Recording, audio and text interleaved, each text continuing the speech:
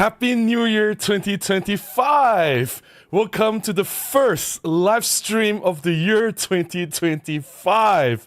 How is everyone doing? I hope you've had a blast for a New Year's celebration. And this is going to be an exciting live stream. But before we dive in too far, just want to make sure that the audio is okay. You guys can hear this microphone. The video feed is fine. There's no stuttering issues or there's no echo or distortion. Let me know, right? While I drink some coffee. Coffee is live. I can't believe it's 2025 already. Hey, coffee. We've got some confirmation ready. Thank you so much, Jerry Hikari. Jerry says audio and video okay. As usual, I'll say hi to some people and I will read out chats or comments from members first. If you are a member, your name will be highlighted in green and there is a star badge next to your name. But I'll get to every single chat, so don't worry, right? Just be a little bit patient with me. All right, we have a new member joining and it's James Burke. Thank you so much, James, for joining the membership and welcome to PhotoWalks Buddies. Gregory says, hello Robin and everyone, video and audio okay this morning in Katy, Houston, Texas, USA. Hey Gregory, how are you? Very nice to see you again. 2 nights in a row you were here. Not 2 nights in a row, but you were here in the members only live stream like 2 nights. 2 nights ago, right? Nice to see you here again. Anthony is not wasting time. Anthony is diving right into the topic. Does not matter to me which new camera they introduce first, as long as they introduce an all-new high-resolution sensor, an all-new processor. We're not talking about new cameras, right? I think the topic is why I'm staying with Micro Four Thirds in 2025, not why or what new cameras are we looking for from whoever. I will come up with a topic about what cameras you guys would like to see from the Micro Four Thirds players, the OM Digital Solutions or Panasonic. They will be from another live stream, alright? So yeah. Asrul! Hey Asrul, how are you? Asrul says, how was your new year? Nasi lemak ayam goreng and teh tarik. It was good.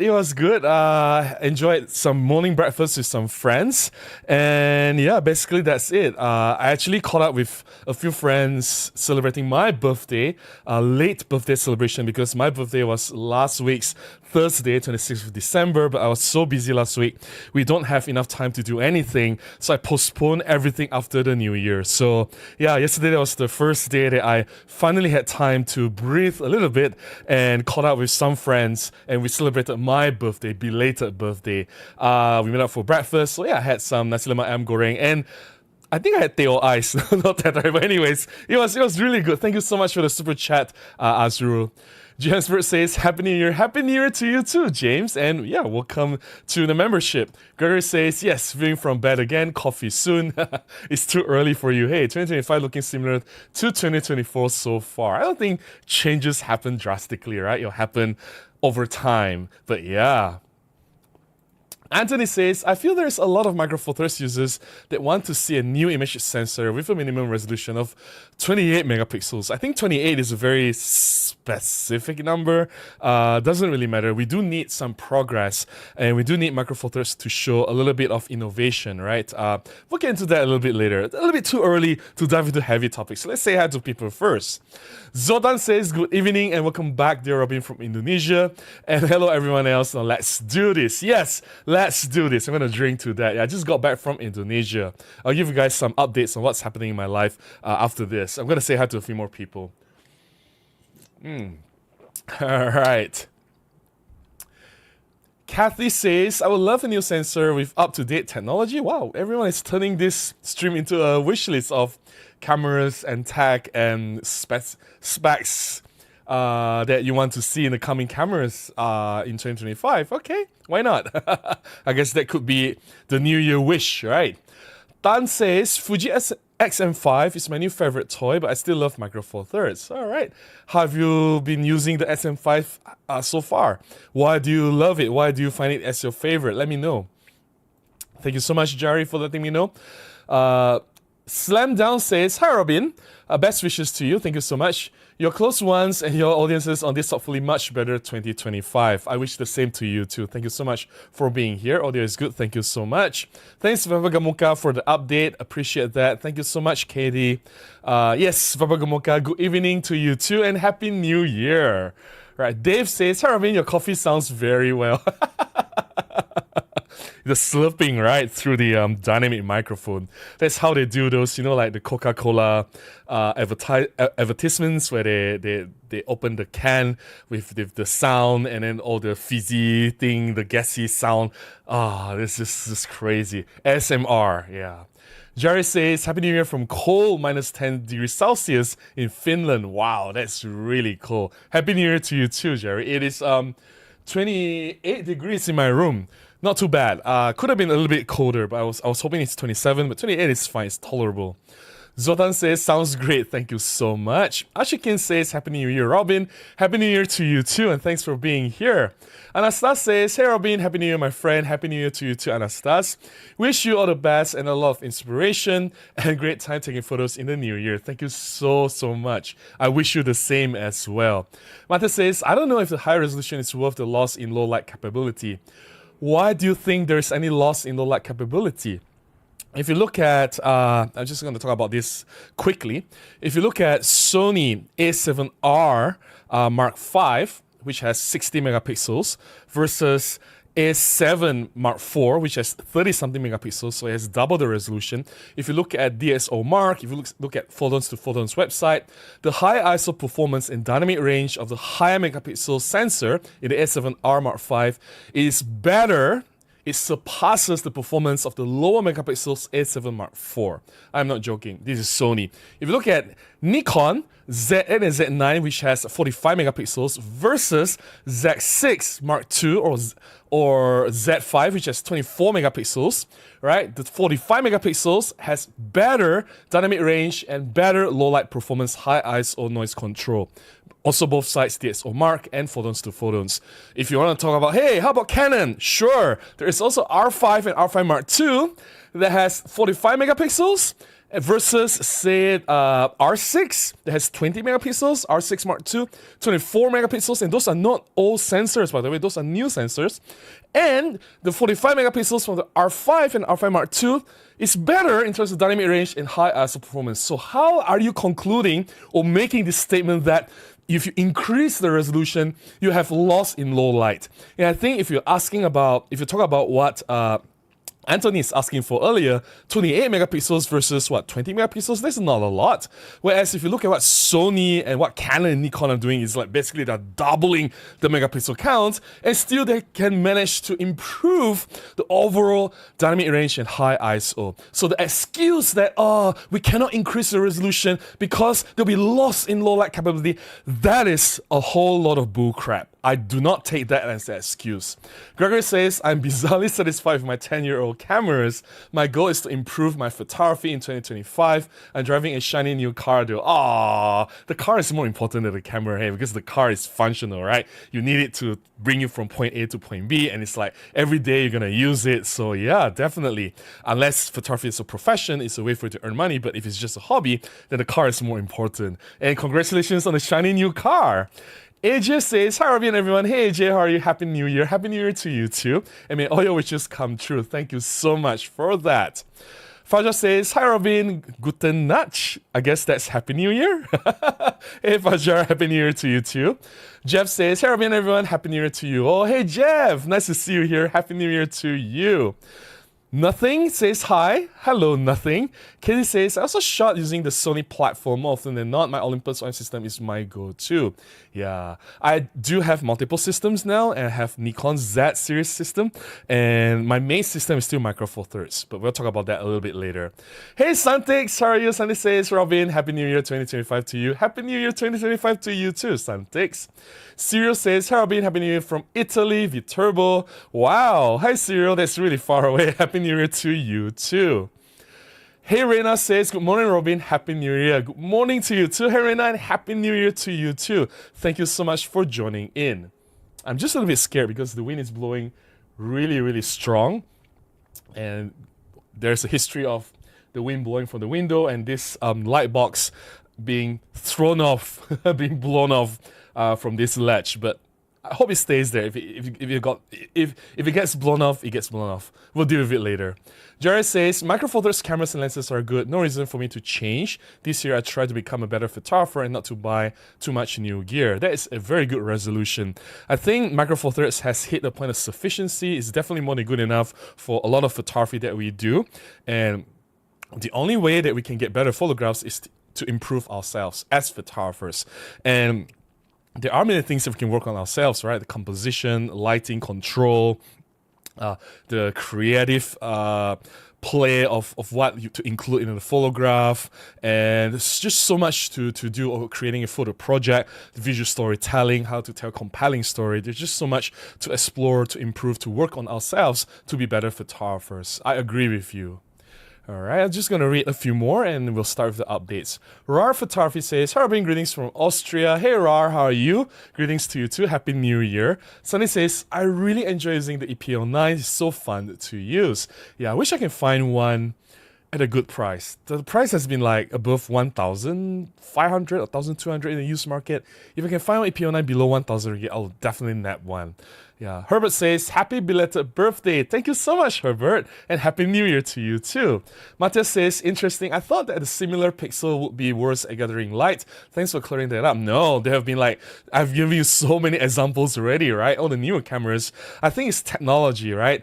When we talk about, you know, lower megapixels having better low light performance, that may be true like 15 years ago, 12 years ago, but technology has progressed, and with the new tech, the new way of creating the image sensor, how they arrange the micro lenses to collect more light, and the backside illumination sensor, and all this new technology, it's definitely possible to create high megapixel count sensors without compromising on dynamic range and high ISO, right? Yeah, Nothing says greetings from Greece. Very nice to see you here. Sunday says, any photography event coming up? Yes, there is. But let me start with my updates. I'm gonna pause here. Don't worry. If keep the comments coming, keep the chat going. I will come back to you a little bit later. Now, before the updates, let me drink some coffee. Coffee. All right.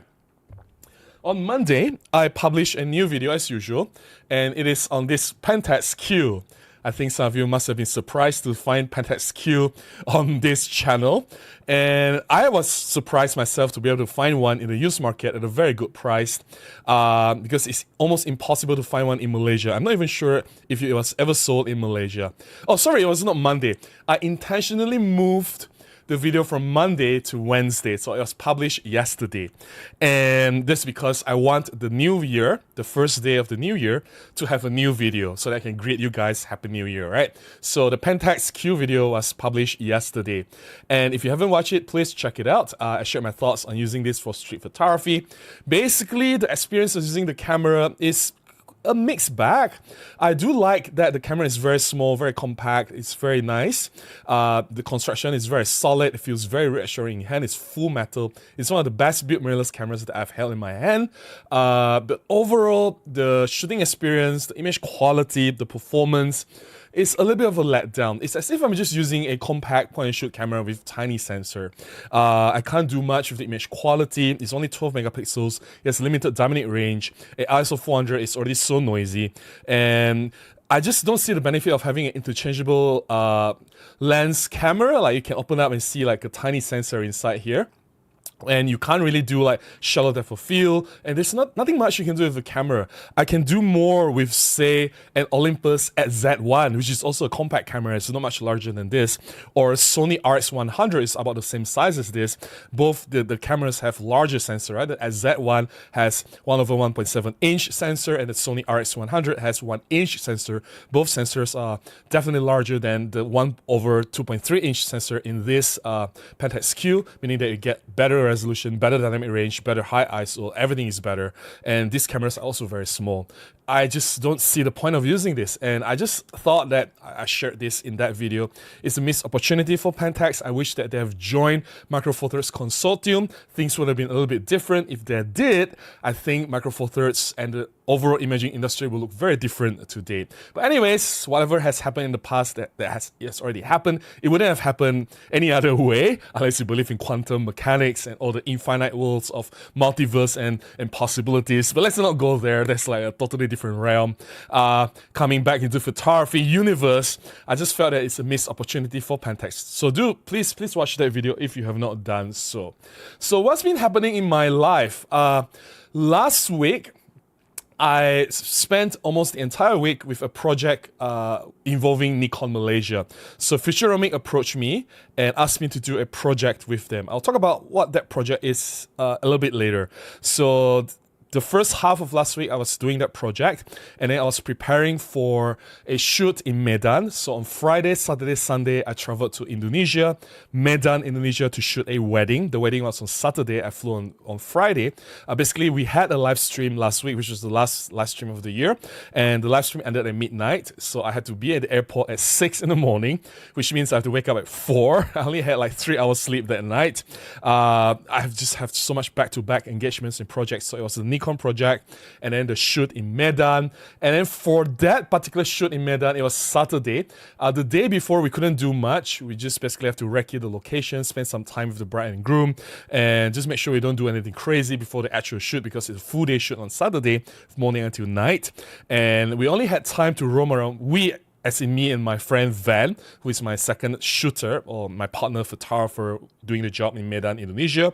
Myself and Van. Van is also a member of this channel. We only had time to explore Medan on Sunday morning. We woke up at 6, we had breakfast, and we got out around 7:30, before 8.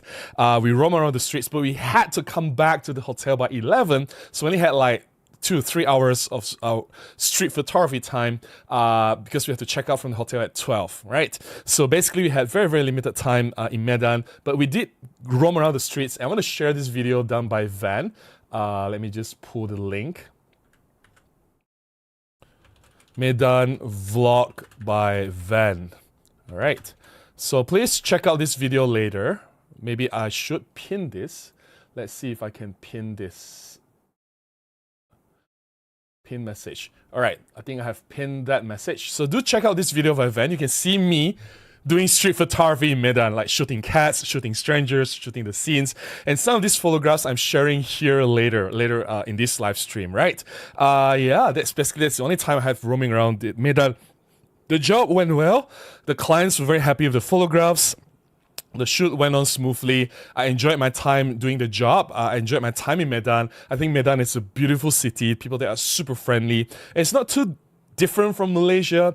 They can understand the language that I'm speaking. I can understand their language. Bahasa Indonesia and Malaysia is not too dissimilar. Definitely, and it's only 1 hour flight away, less than 1 hour flight away from Kuala Lumpur to Medan. So definitely I want to go back there again. This was my first time visiting Medan. I think in the future I foresee more trips to Medan just to do street photography or just to explore the place and eat the amazing food. Mi soto Medan is super, super amazing. Like crazy amazing. I will fly back there just to eat that. That's so good. Yeah, so do check out Van's blog, which is the link that I put on the screen. It's on the pinned comment. You can see a lot of me there doing my thing, and some of the photographs I'm sharing very, very soon. All right, gonna pull down the link. Now, so I came back on Sunday. So I have the last few days, right? Today is Thursday. So from Monday to Wednesday, I need to work on one project. Because I borrowed the camera from Nikon, which is the Z50 Mark II, which is this camera. Let me just show you. And I need to review this lens. I don't have time to do anything for the Nikon Z50 Mark II, but I need to do something with this lens. This was sent to me by Viewtrox in early December. It's already been launched. When it was sent to me, it wasn't launched yet. But I told them that I don't have an APS-C camera for Nikon to do my review, and if they can wait a little bit, I will get a camera from Nikon and I can review this Viewtrox 35 f1.7 on the Nikon Z50 too, which I did the last few days. So Monday I went out to shoot whole day. Tuesday as well, I did my video film my talking head and everything, and I finalized everything yesterday. It took me 3 days to do that mini review of this Vutrox 35 f1.7. The review will come out very, very soon, in a few weeks' time, but I will share some photographs later in this stream. Some photographs taken in Medan on Sunday morning, which is just a few days ago, and some from Monday and Tuesday. So do look forward to that. That's what I've been working on the past few days. Now, I don't have anything lined up tomorrow. Tomorrow will be my rest day, but I do have a shoot on Saturday. So life has been crazy since the beginning of December. There's a lot of back-to-back shoots, projects, meetings, engagements, and the project, the Nikon project that I did last week, the one I spent on Mondays to Wednesday doing a video, that will be on this, but for this particular event. So to answer Santik's question earlier, what did Santik ask? Santix, let me see. So Santix asked, any photography event coming up? So yes, this event where I will be there, I'll be one of the speakers. So Futuromic, which is the official distributor for Nikon in Malaysia, is organizing a Z52 touch and try, or as sort of like event. This will be on 11th of January at their Futuromic Center in Kota Damansara. And there'll be 2 sessions, morning session and afternoon session. I'll be speaking on the afternoon session, and I'll be the first speaker in the afternoon session. And basically what I'm sharing for this particular event would be about my experience using the Z50 Mark II, the Nikon Z52, to shoot a YouTube video. Yes, I used the Z50 Mark II to shoot a full YouTube video, which I will publish on next Monday. So I use it as a YouTube video tool. So in that particular event, this coming 11th of January, I'll share my experience using the Nikon Z50 Mark II to shoot a video. Of course, some tips and tricks on how to create a video for YouTube, and of course, why the Z50 Mark II is a suitable tool for that particular purpose. That's what I'm doing for Futuromic and what I'm doing with the Z50 Mark II. And that's what the project that I was busy with last week, right? And I haven't prepared doing my presentation yet. The video is done, but the presentation, I'll start preparing it next week. So this event, if you want to join, I'm not sure if the slots is still available. It was announced 2 days ago, but you do need to RSVP. So go to Futuromic's Facebook page, check out the event link, use the link to RSVP. You need to register, and they'll send you an email to confirm your attendance. All right, so that's it. I think to answer Santik's question again, there is the ongoing G1 Membumi exhibition, which I've announced last week and the week before during my live stream. So you can check it out if you have not done so, right? Have you checked it out, Santix? If you have not, Bank Negara, Malaysia, Sasana Kijang, Level 3. G1 Membumi is an exhibition by 12 different artists locally in Malaysia. It's such an amazing exhibition. Definitely must check it out. Every day, the gallery is open from 10 to 5, except Mondays, right? Corey says, hi Robin, hey Corey, how are you? Nice to see you here. I'm going to say hi to a few more people, and then we'll dive into the topic, why I'm staying with Micro Four Thirds. Hey Rena says, who else here made a New Year's resolution to take more photographs? Hey, me! I did that, Rena.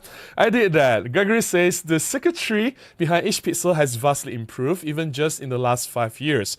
Materials have also improved. New sensors really is better. I agree, definitely. Technology, innovation, definitely everything is getting better, right? That's the only way moving forward. And of course, the circuitry being more efficient, you can gather more light, and the sensor itself is more sensitive, which translates to more data and less noise, right? No worries, Van. Very nice to see you here, Van. Happy New Year to you. Van is a member of this channel. He's also my partner photographer for the job in Medan. And also, he's such a fantastic photographer. He's the one that did the vlog, which is pinned up there. So I'm going to bring up here. So if you haven't checked out this, please do check out the vlog done by Van, right? Yeah, let's see if there's any members chat. No, I'll go to non-members chat. Fajar says, I follow OM System IG and they almost share about macro photos like fungus photos. Why not share about street photos with Pan series? I think that's the ongoing complaint that we have about OM system, where they focus too narrowly on wildlife, outdoor, and nature. It's so much on like birds only, or fungi, or just anything nature related. It's just so targeted, so niche that it alienates other kind of photographers away. For example, how about portrait photographers? How about journalism? How about conceptual artists, right? How about architecture photographers? How about landscape photographers? There are just so many other photographers that they sort of like don't really care. They just want to focus on wildlife, which is a little bit frustrating. And street photography, obviously, is a huge market now. If you look at what Ricoh and Fuji, the success with the Ricoh GR3 series and the Fuji X100 series, it shows that there's a huge market for street photography. That's why we've been complaining that maybe OM system should come out from just focusing on singular genre. And there are so many other photographers out there that can actually come in and support your system. And being Micro Four Thirds, you champion smaller cameras, compact size and lightweight cameras, but you deliver high performance. This kind of system, this format is suitable for a lot of other genres as well. I just see that it is a huge missed opportunity for Micro Four Thirds. Dave says, I think that was good night or good evening in German. Ah, okay.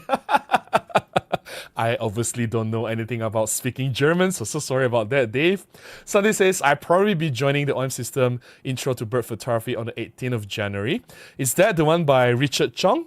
Fun fact, if it was by Richard, then Richard was the one who did all the printing for the exhibition in Sasana Kijang, the Bank Negara, Malaysia. So more reason for you to check out the exhibition before you see Richard. Yes, he did the printing, which is such an amazing guy. Yeah, Sunday says, wishing more new Micro Four Thirds things coming up in 2025. Of course. We want to see more and more exciting products from Micro Four Thirds, right? Corey says, I'm sticking with Micro Four Thirds as well. I got the Zuko 40-150 f2.8 for Christmas. Wow, congratulations. That is an awesome Christmas gift. I still shoot my EM1X alongside my Nikon Z5. All cameras have beautiful lenses. I prefer glass over camera bodies always. Yes, it is the lenses that allow you to do more. Your camera body is important. I'm not saying that any part is not important, but the lenses will allow you to do a lot more things that you can't do with other lenses, right? Yeah. Nan says, can you suggest to me a cheap lens for a Canon? Start with the kit lens. Simple. Sunday says, wishing you a fun, happy, and healthy year. I wish you the same, Santex, and thank you so much for staying here all the time. Really appreciate the support. Paul says, good evening from Perth. Hey, Paul, how are you? Wow, Perth. I'm visiting Perth soon. I'll announce when the time comes.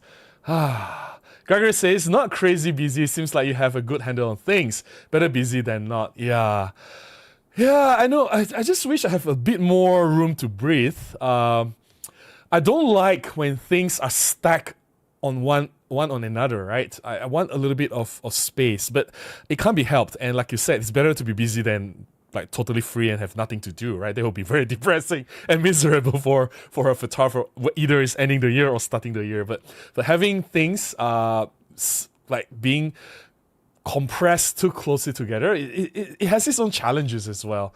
Yeah. Rena says, I'm really surprised OM system don't target students. At least they don't seem to do it here in Australia. I think student is not really a market that can bring in immediate profit. It's a long game. Like you go, or more like giving back to the community, right? You go in and you sponsor like 20 cameras for school or university, and it's more like a branding exercise where they get to touch your product and feel how good you are, but it doesn't generate profit immediately. And at this moment, I think on Digital Solutions, they are not making profit yet. It's not a secret. If you look at their financial reports, they've been in the reds for the past 3 years. So not having a lot of disposable resources, it also limits what they can do when it comes to like sponsorships or collaborations or supporting local education. I think they will do that when they are financially a little bit healthier, when they have a little bit more cash to give back to the community, right? So yeah. But yeah, we'll see. Let's look at Rar says, I love my Pen F. I would like to see a new one in 2025. I hope that happens too. I think it's a huge demand. A lot of people have been asking for a Pen F, right? But yeah. Dev says, Robin, you missed my comment while looking at your screen, but that's okay. Did I? Dave. Sorry about that. I think this is the comment, right? Actually, I don't think we have to choose. I would like to have cameras with every existing mount. It's just a question of money. I started with APS-C, then full frame, and now I have Micro Four Thirds. I think if money is not a problem and you don't really, I mean, I understand that in some countries, cameras are cheap, right? And it's like, no problem. I look at $2,000 camera, just swipe the credit card and just buy it immediately. But that's not the case for a huge part of the world, especially here in Malaysia, where if you want to buy a $2,000 camera, you may need to save up for the entire year to get a camera. In fact, at $2,000 is enough for some families to survive for half a year. I'm not kidding. That's just reality here. Low-income countries, cameras are expensive, and when that happens, then you can't just say, oh, I can switch from APS-C to full frame just like that, or full frame to Micro Four Thirds, and just because every time you give up a system and jump ship, you do lose some money. You may lose 20-30%, but that's still a huge chunk of money, and for poorer countries, lower income countries, that is quite a significant chunk of money, right? So yeah. Let's see. Kelvin says, I just bought an OM System OM5, my first Micro Four Thirds. I'm loving it. It has changed the way I visualize and frame my shots. All right, that's good for you. Well, welcome back. Welcome to Micro Four Thirds community. I hope you enjoy and I hope you stay. Terry says, happy 2025, Robin from Cold Sunny UK. Happy 2025 to you too, Terry. How are you? Sunny says, actually, what coffee are you drinking? Coffee or pack or 3-in-1 instant? Nescafe Gold. Well, sometimes I drink drip coffee. Sometimes I drink Nescafe Red. Sometimes, usually it's just instant coffee. Yeah. Nothing too fancy. Suntix. I don't have a coffee machine. Yeah, I don't think I'm gonna invest in one. Rihanna says, yeah, that makes sense. No worries. Gary says, lower cost basic cameras for students get away drunk. Gary says, too many cameras leads to preparation paralysis. Which camera do I use? Oh my, yeah, that's true. That's true. But I also think that like if your finance status or if budget is not a concern, being able to explore different formats is also good, so that you have an understanding of what APS-C system can do, what are the limits of full frame or Micro Four Thirds system, what are the strengths and weaknesses of each system, so you have a broader understanding and of the imaging alternatives out there, right? Slam says, tips on how to use different primes during live event concert. Are they pre-attached to different bodies or swapping lenses in and out each time? What's your process and thoughts behind it? Initially, I would carry 2 camera bodies. So this was back in the day during EM1. So this was 10 years ago. So I had EM1 and EM5, 2 camera bodies. And let's say that I'm shooting a wedding. So I will attach the 17 f1.7, sorry, 17 f1.8. My brain is not functioning. 17 f1.8 on one camera and 45 f1.8 on the other camera. And so that prevents me from swapping lenses. If I need something wider, let's say for a group shot, then I'll quickly change the 17 to 12. So that minimizes the changing of lenses, right? But over the years, I've come to not like handling 2 cameras. It's just too much hassle, like one camera, the other. It's just, I don't like 2 different cameras. These days, I think sometime 5 or 6 years ago, I think sometime in 2017, 2018, I switched to just a singular camera. That was when the EM1 Mark II came. Nothing to do with the camera, just changing style. Camera choice, or it's not like, oh, EM1 Mark II is easier to change this. No. I'm just saying during that time, it's the timing. So when EM1 Mark II came, I started to change my shooting style to just use one lens. And I would change lens very, very quickly. So I will have a sling bag, and there will always be an empty slot in the sling bag for me to quickly remove the lens and chuck the lens in, and I'll take out another lens and mount it on the camera.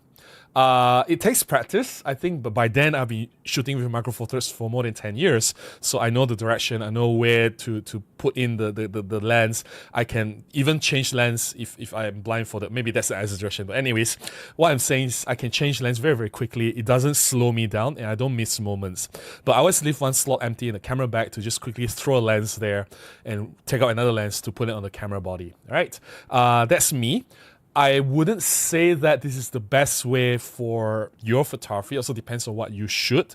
Different people have different style. I know that some people, like when they hold a camera, they're so careful. They're so scared. They remove the lens like this so slowly, and then they take out, and then they'll put the lens down so slowly. I'm like, no.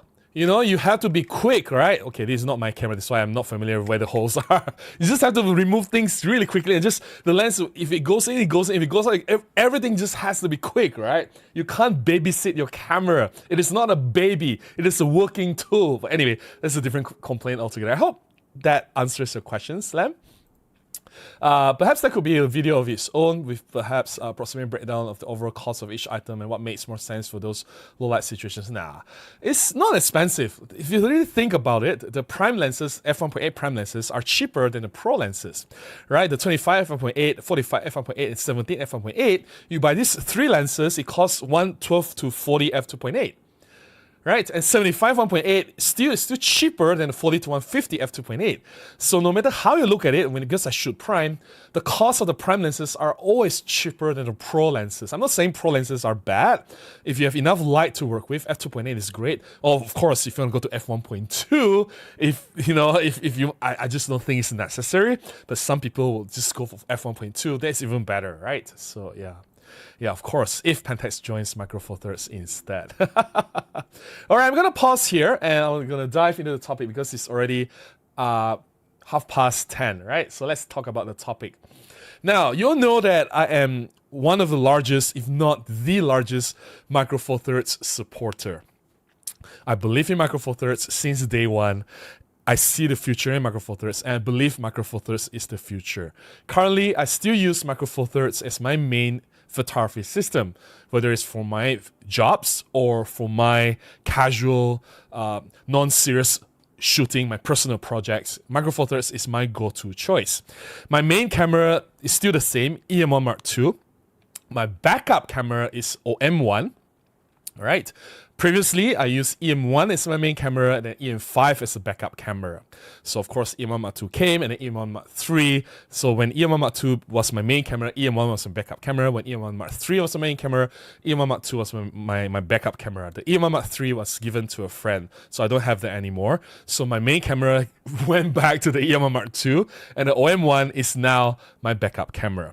Now, lenses, I've talked about that already. I use prime lenses. I use Panasonic 9 f1.7, which is fantastic. I use the Olympus 25 f1.8, 45 f1.8. I have 12 to 40 Pro, which is my backup lens in case some of my prime lenses fail. It's a solid backup. Come on, 12 to 40 is an amazing lens.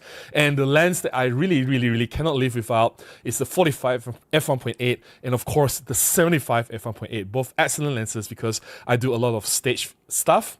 I do events. I need to shoot from a distance, and being an official photographer, I can move in close. So 45 f1.8 is my go-to lens if I need more reach. 75 f1.8 I can get like tight head and shoulder shot of, say, a minister giving a speech on a stage. Now, why I love this system so much and why I continue to use them despite having explored with a lot of other systems, I'm not gonna lie, I've tried Sony, I've tried Fuji, I've tried Nikon. I still own Nikon Z5 and a plethora of lenses, and I love the Nikon system, don't get me wrong. I think Nikon is fantastic and they're getting better and better. Sony is so advanced with the AI autofocus tracking, subject detection. Canon is doing really well with the R5 Mark II, R6 Mark II. If I look at a Sony, the A7 Mark IV, all my wedding photographer friends are using the Sony A7 Mark IV. It's like their go-to camera for wedding. It's almost fail-proof. It's 30-something megapixels, I think 33 megapixels, just the sweet spot of not having too much megapixel, too large of a file to deal with, and having more megapixels, more than enough megapixels than just 24 megapixels, right, or 20 megapixels. So it has very good image quality. Autofocus is almost fail-proof. I mean, I've explored a lot of other systems as well. Fuji is the one that I like least. The autofocus is, yeah. I know I complain about OM1's autofocus, but Fuji is another level of problem. But I'm not going to talk about that today. Today, I'm not complaining about other systems. I'm just saying that, when I've looked at all the other systems, I played around with them, I experimented around with them. I've used full frame. I've looked at the image quality. I've looked at the shallow depth of field. I've looked at the high ISO, dynamic range, everything.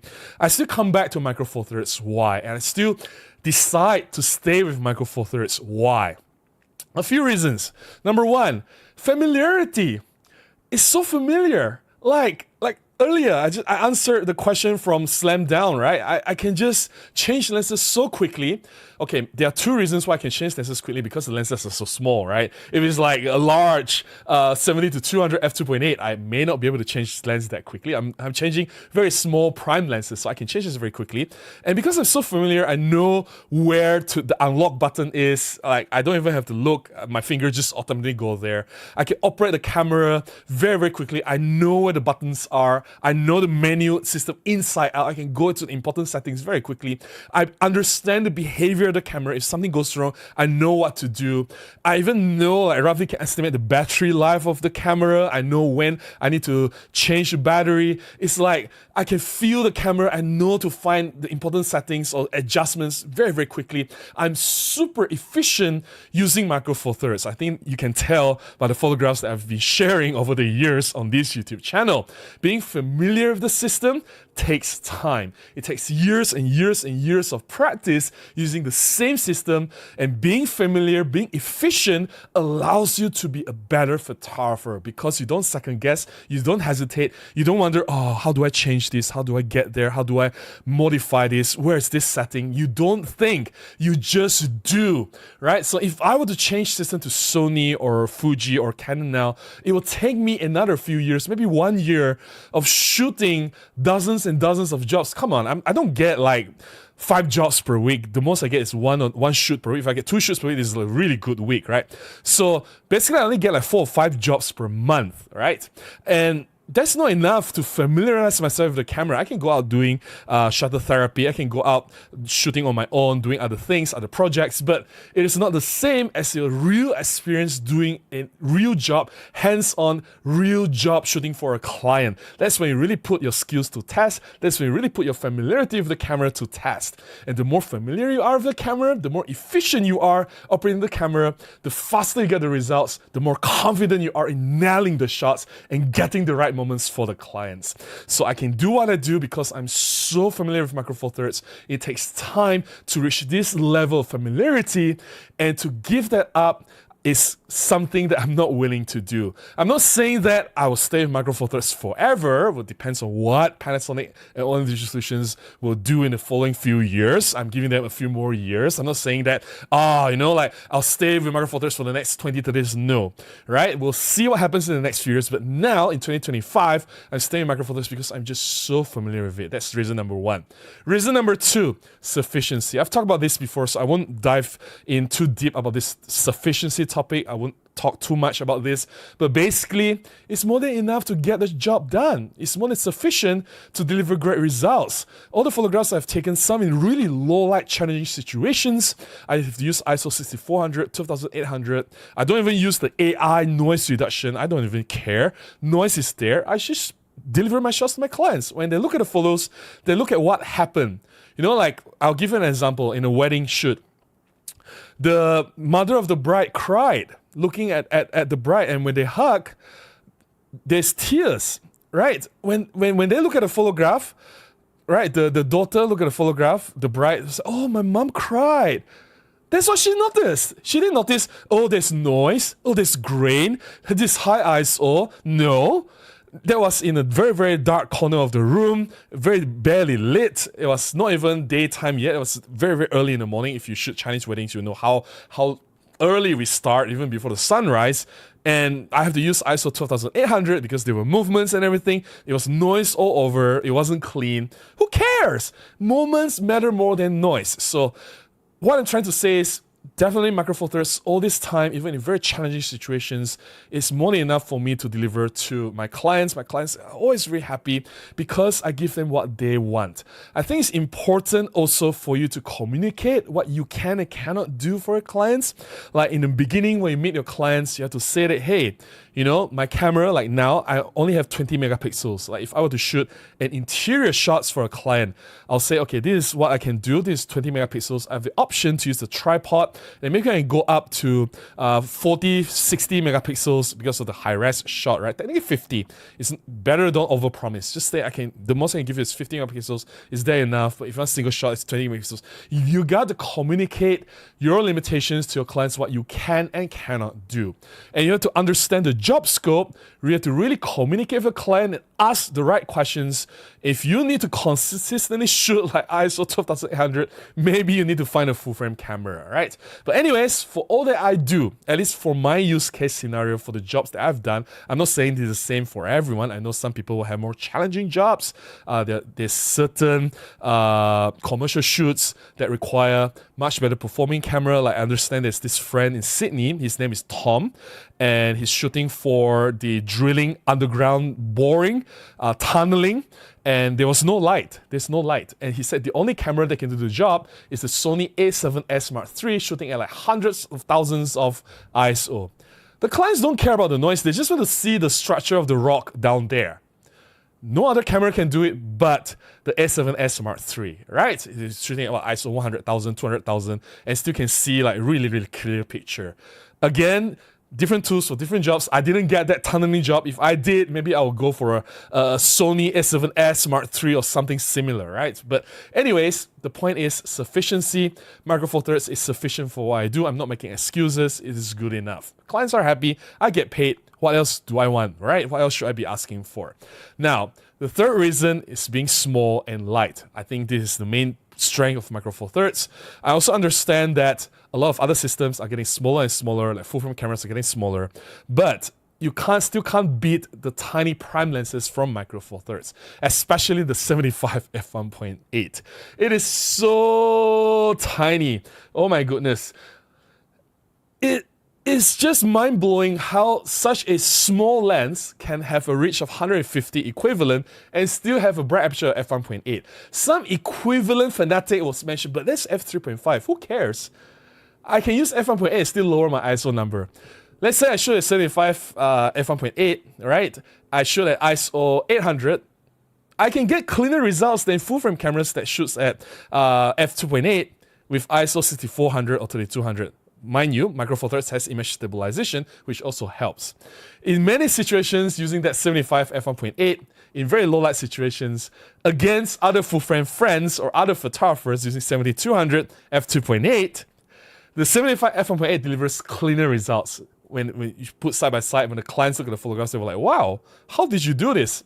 The magic is the 75 f1.8 because f1.8 is so, I don't know, there's just something so amazing about that lens.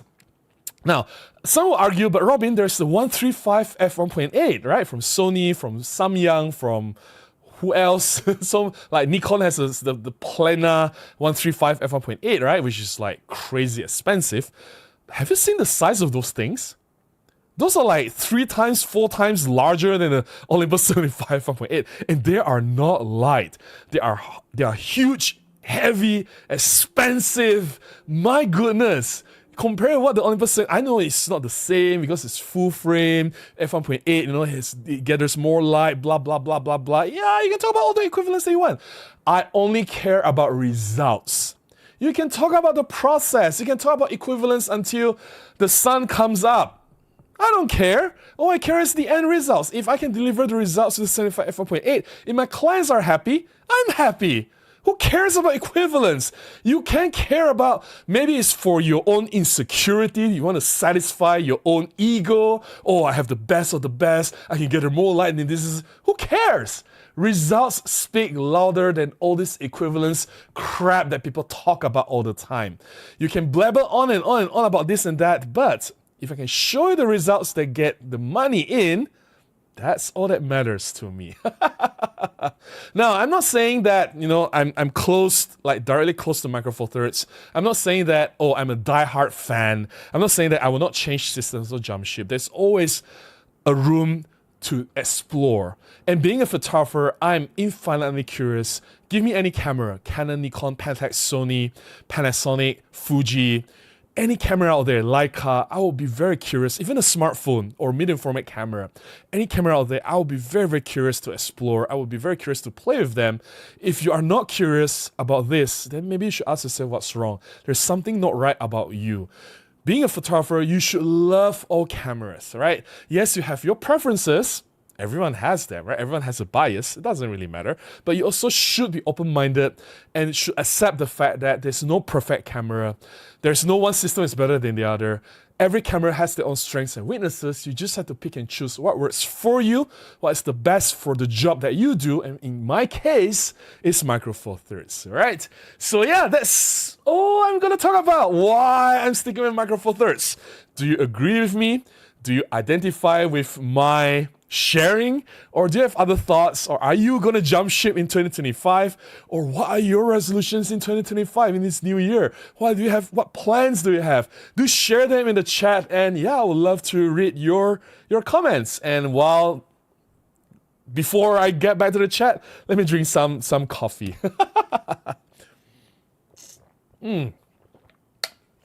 All right, let's see if there's any members chat. There's some. Oh, wow, I'm a little bit behind. Ibal says, hi Robin, how's your journey with the Z5? It's good. I still have the camera. I still use it from time to time. In fact, you'll see a video with the Z5 next Monday. So yeah, I still love the camera. No problem whatsoever. I still think that OM system or Panasonic should learn from the Z5, creating about a $1,000 or maybe $1,200 camera with dual cut slots, weather sealing, magnesium alloy, robustly built. It's almost similar to the OM5. When you look at the Z5, it's just the Z5 has magnesium alloy body, but the OM5 has plastic. And the Z5 has dual cut slots. The OM5 has single cut slot, which sort of like puts the Z5 on a higher category. And Z5 has 5-axis image stabilization, which is almost as effective as the original EM1, which is really impressive. If the OM5 has dual cut slots, has a magnesium alloy body, man, that would have been a fantastic camera, right? Maybe the OM5 Mark II. We'll see, we'll see. Gregory says, all Zuko lenses for OM film cameras had identical mounts and were easy to change blind. Micro Four Thirds lens mounts seem to vary even within OM or Panasonic. I have not mastered the blind switch yet. I don't think there is... Okay, to be fair, when I shoot with Panasonic cameras, I don't change lens a lot, right? Because I only use the GM1, the GF2. Even if there's any Panasonic cameras that I have, it's just for street photography. And when I'm out there shooting on the streets, I usually stay with like say 25 f1.8 or 15 f1.7. I just stay with one lens. I don't change lens a lot. I only change lenses when I do my jobs, when I'm shooting for jobs. And it's always EM1, EM1 Mark II, EM1 Mark III, or OM1. And all the mounts are the same. So that's pretty consistent. I don't really know about the variations between OM system and Panasonic. I don't have enough experience to see those differences. If they are, it's kind of strange though. Are all Micro Four Thirds the same? Why are there differences? It just doesn't make sense to my mind. The red dot was a bump, easy to feel. I don't even have to look at the red dot. I just know where it is, right? When you use the lens, the cameras enough. Tomato says, good evening, Robin. I forgot it was Thursday night coffee time, so I had to catch up at double speed. Oh, you can always rewatch. You can always watch the replay later. Hey, but I'm just glad that you're here, Tomato, and Happy New Year to you, Tomato. Gregory says, maybe that's why my friend Brian takes so long to focus his Fuji. What's wrong with his Brian and his Fuji? What's the story? Am I missing something? Eva says, what type of bag do you use on job to keep lenses handy if you have to swap? I need one that is more slim. I'm not sure if the bag that I have now is still on sale. The bag that I'm using is a Tenba bag, DNA 15 Messenger.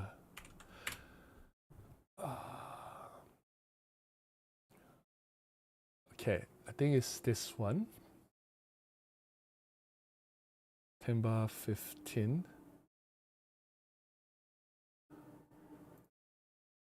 Okay. To answer your question, Eva, my current bag, I've been using this bag for about 1 year. Before that, it was a no-brand China bag. Similar design to this Tenba bag though. Tenba DNA 15 Messenger. This one. Alright. Mine is, oh sorry, wrong color. Mine is cobalt, not graphite. But anyway, it's this bag. I hope that answers your question, Eva. There's plenty of space. It's quite a huge bag for Micro Four Thirds. Van says, I can attest to Robin's superpower in changing lenses with the Micro Four Thirds system. Van was basically shooting alongside me at the event. But during our shoot, I did not change lens that much, right? Because we both do different things. So I assigned Van to shoot most of the close-up moments, all those like distance shots, those creative, more like dramatic shots, right? Whereas I do most of the wide-angle shots and group photographs, so I stay mostly with wide-angle. So anyway, you guys are talking to each other, no worries. Yeah, protect your hearing. Gary says, good enough spoken like an engineer. Yeah, I know, right?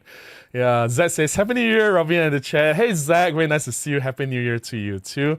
Yeah, no worries. Yeah, Happy New Year. Yeah. All right, let's get to the non-members chat. I'm a little bit behind, so please do bear with me. All right. Samsung will not join Micro Four Thirds, even if they continued on with their imaging business. I think they are good enough on their own, they're big enough to survive on their own, and they know what they're doing. They were the first to push H.265 video codec, which everyone else is doing now. They were already doing it like 10 years ago before everyone picked it up now, right? So they were a little bit ahead of the curve in certain areas of imaging, and I wish that they were still around. Carmen says, Happy New Year, Robin. Hey, Carmen, Happy New Year to you too. Nice to see you here. Dave says, actually, I don't think we have to choose. I would like to have cameras. I already answered this earlier, right? No worries. Mark says, Happy New Year from Montreal, Robin. Hey, Mark, Happy New Year to you too. Captain Struggle says, Robin, Nikon ambassador. I am not an ambassador to any brand. I think the word ambassador is, I think 10 years ago, 5 years ago, it used to mean something. These days, it's more like a salesperson. Like back then, I remember when we talk about, wow, you know, when I look at the friend or someone, a photographer, that's a Canon ambassador, and we really look at that photographer, he really is a super talented photographer. He's someone that has very high quality work, someone who is super highly successful, someone that is admired in the industry, right? And you want to learn from that person whether he's ambassador or not. And it's just that he allies himself with a brand, so that, you know, it's a business relationship. The brand supports him in some ways, like giving him some gear to use, and he helps the brand to promote the gear, and the brand maybe pays him certain amount of fees to conduct workshops or do some public speaking. It's a business relationship, right? Back in the day, maybe 10 years, 8 years ago, it would have been like a great thing. But these days, like, you look at ambassadors, they are more like salesmen, salespeople. They have become influencers. When the influencer culture took over Instagram, TikTok, it's like they just sell whatever that they're being paid to say, right? There's no authenticity. And a lot of these ambassadors, they're not even very successful photographers. And look at their work, they're not even that impressive. I'm not talking about anyone specific, I'm just generalizing here. There are some exceptionally good ambassadors out there. I'm just saying now, the quality of ambassadors have dropped so much that I don't even want to be an ambassador anymore. I just want to be a photographer. I just want to enjoy photography. You know, whether I am an ambassador or not, it doesn't really matter. And the reason why I said yes to become an Olympus ambassador or Olympus visionary back then was because I already believe in the system. You know, nobody has to convince me. I've already believed in the system 10 years before they asked me to become an ambassador. I already shot with the system 10 years before I became a visionary. So it's just a seamless transition. I already helped to promote. I helped them sell like thousands of cameras and lenses even before I was already doing an ambassador's job, even before I was an ambassador. You get what I mean? So it makes sense for me to join it back then. But now, like, to be like another ambassador, it just doesn't make sense. But I will be as honest as I can during my sharing session for the Nikon. Fajar says, by the way, Medan is closer for you than we here in Borobudur. Oh, all right, you're in Borobudur. Okay, cool. All right. Corey says, I hope so, Captain Striker. No worries. Will says, hello from Hong Kong. Hello to you too. Like to watch your channel as well as your facial expressions. Is my facial expressions that interesting to watch? Huh? No one has said that before. Sunday says, more shoots, more income, good. Hope to be busy in 2025. I I cannot guarantee that this momentum can keep up the pacing, the influx of jobs, right? This just started happening, like a lot of things happened very last minute in December, January. I know I'm super busy December and January, but I do know that at least for now, after Chinese New Year, things will quiet down a little bit. And I don't mind. I really need that break, right? Like if I continuously become so busy, all these back-to-back projects, I think I'll burn out. Hey, it's not healthy. Gigi Wildlife says, hi Robin, Happy New Year. Happy New Year to you too, Gigi Wildlife. How are you? Let's see if there's any members chat. Nope. So let's get back to non-members chat. I'll try to catch up as soon as I can. News in 60 seconds says, do you feel that AI will ever be used to enhance RAW files in the camera? Yes, I think it's possible. Because even before AI is being used, the typical computational photography is now being used to enhance the RAW files already. For example, what was that? Pixel shift. Handheld higher shot is technically computational photography.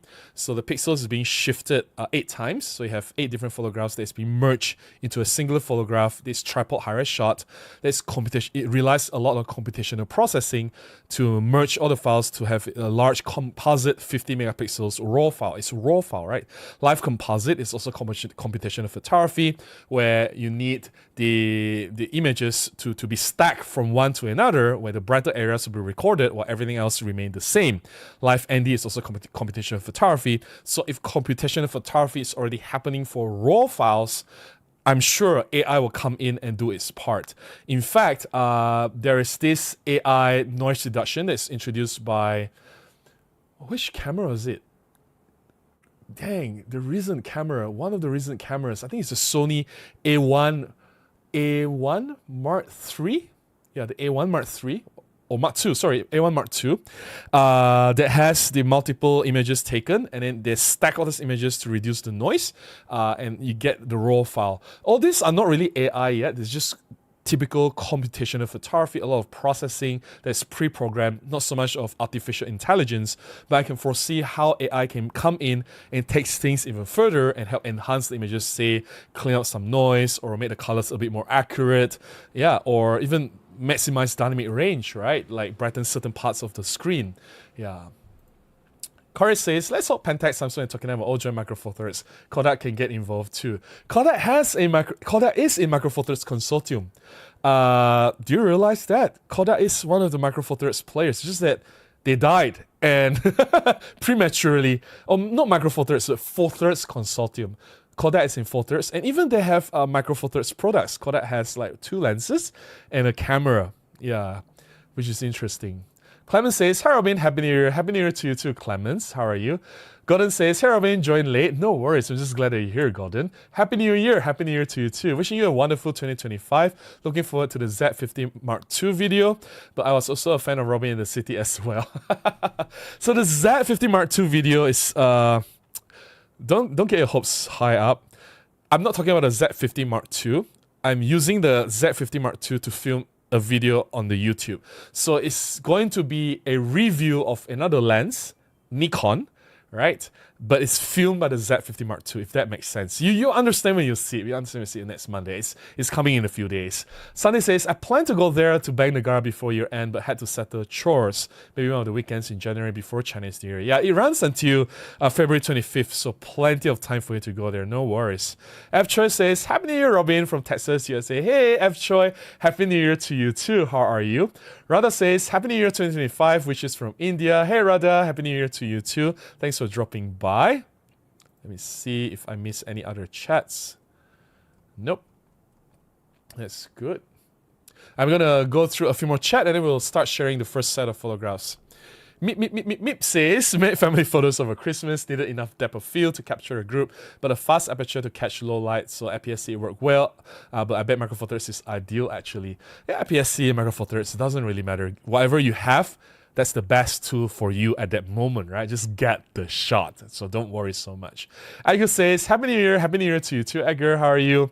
Fasha says, I wish you have project in Samarinda, Pontianak, or Balikpapan, Borneo. Then you can go home in Sarawak. That's a bit too far away. So basically, yeah, the job in Medan, they are my friends. The groom is quite a popular photographer in Malaysia, so he's married to Indonesia. But the groom is Filipino, so that's interesting twist.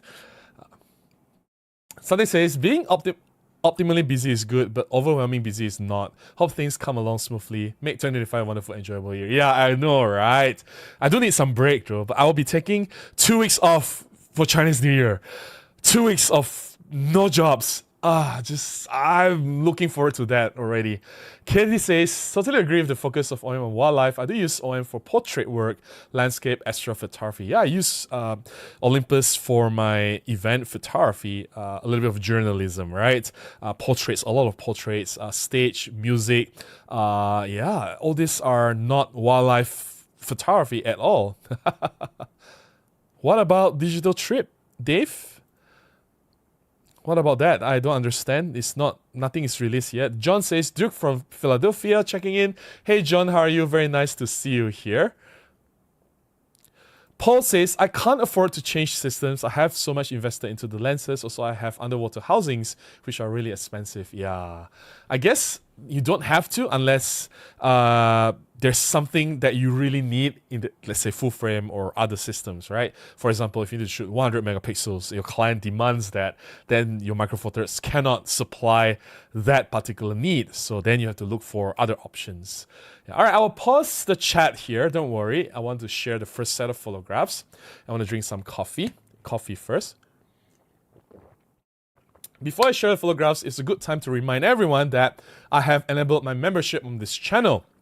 With just the price of a cup of coffee, you can support me and you get some really cool perks in return. You have early access to all my new videos. You see them 24 hours before everyone else. We have members-only live streams happening once every month. We just had one 2 days ago. And this is a private live streams where you can come in, members-only access, and we can have better interactions, more intimate conversations. If you comment in any of my new or old videos, I will prioritize my responses to your comments before I reply to everyone else. Same here in the chat on live streams. I'll reply my comments to you first before everyone else. I've also taken down some older videos that were not performing well because I don't want these videos to affect the algorithm. I want YouTube to continue to push my new videos to a wider audience. Therefore, these videos, I took it down, and this includes the videos that I've taken down include tips and tricks on composition, black and white photography, how to get sharp images doing macro photography, and a lot of POV street photography videos. So if you want access to these videos, you can join as a member. You have full access. There are other ways to support me besides joining as a member. You can buy me a cup of coffee, or you can contribute directly to my PayPal if that's your preference. Or you can buy from my affiliate links on Amazon or B&H. I earn 2% commission on anything you buy from those platforms. Any support from you guys will go a long way. Will definitely help me to continue making more videos, because making videos, it consumes time, resources, and I use my own funds to make those videos, right? So your support will keep me going. It will help me, inspire me to make even more content and share even more tips with you guys. All right, let's get to the photo sharing. So I went to Medan, Indonesia last weekend for a wedding shoot. The wedding was Saturday, so we had Sunday. So Saturday was the wedding. Sunday morning, I woke up at 6 with my friend Van. We had some breakfast, and then we went out, roam around the streets for about 2 to 3 hours. And here are some photographs.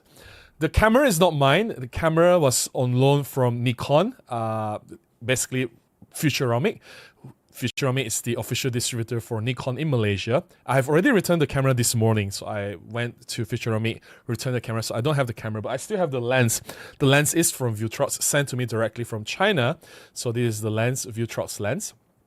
All right, so I have 2 sets of photographs I want to share. The first set was taken at Medan. I couldn't take that many photographs because it was only 2 to 3 hours walk, and I was exhausted. I was so tired. We finished the wedding at night and we slept like 5 to 6 hours. I wake up. It was not enough sleep. I was so tired. I wasn't in the right mind to make magic happen on the streets. But the streets were so beautiful. I would feel guilty if I didn't shoot as well. So yeah, so let's look at the photographs. I saw this man sitting against a nice painting in the background. I just thought this was a really cool shot. I think he's the guy that is taking care of the parking. Like if you park at that area, he'll guide you in and he'll collect some payment from you. And he was waiting for other vehicles to come along. I just love that he's sitting there with the painting, large painting in the background. And this is like a mechanic fixing something at the side. And yeah, as usual, I love portraits of strangers. I just went in. And the cool thing is that I can communicate with the locals there because they do speak Bahasa. Although Bahasa Indonesia and Bahasa Malaysia, Indonesian language and Malaysian language, there's like quite different, but we do have a lot of similarities. So he can understand what I say, right? So just, of course, I ask permission. And if you can see the photographs, it's obvious that permission was granted. If you want to see behind the scenes of this, how I got these shots, please go to the pinned comment, which I'll put it here again. The pinned comment from Van, the vlog that is done by Van here, right? So here, in this particular vlog, you can see me doing all these shots just a few days ago. This was on Sunday. So yeah, which is amazing. All right, moving on. And this lady, another cool thing. So not only they speak very similar language, right? The Bahasa Malay language, Malay Indonesia.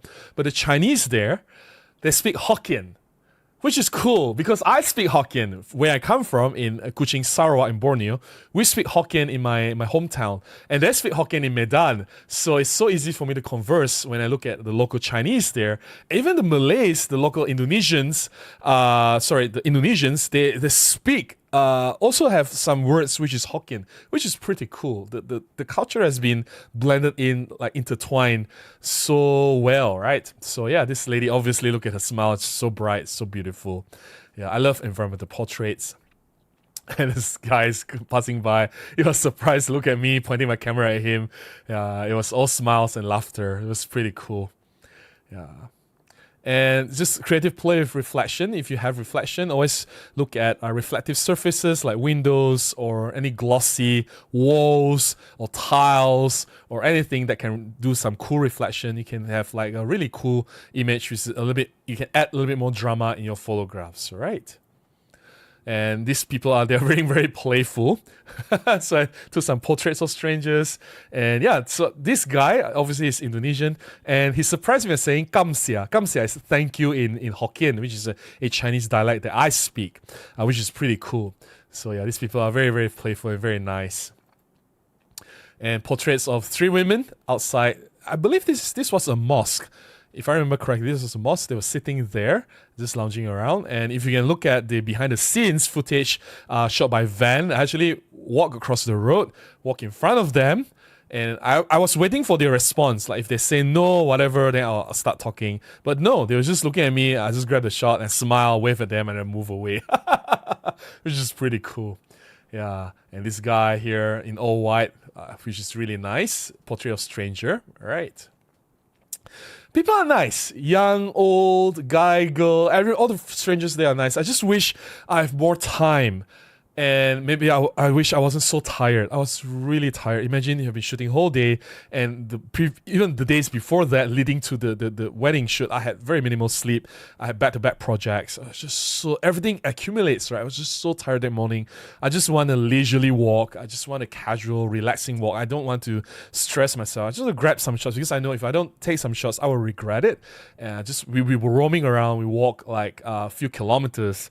It was pretty cool. Yeah.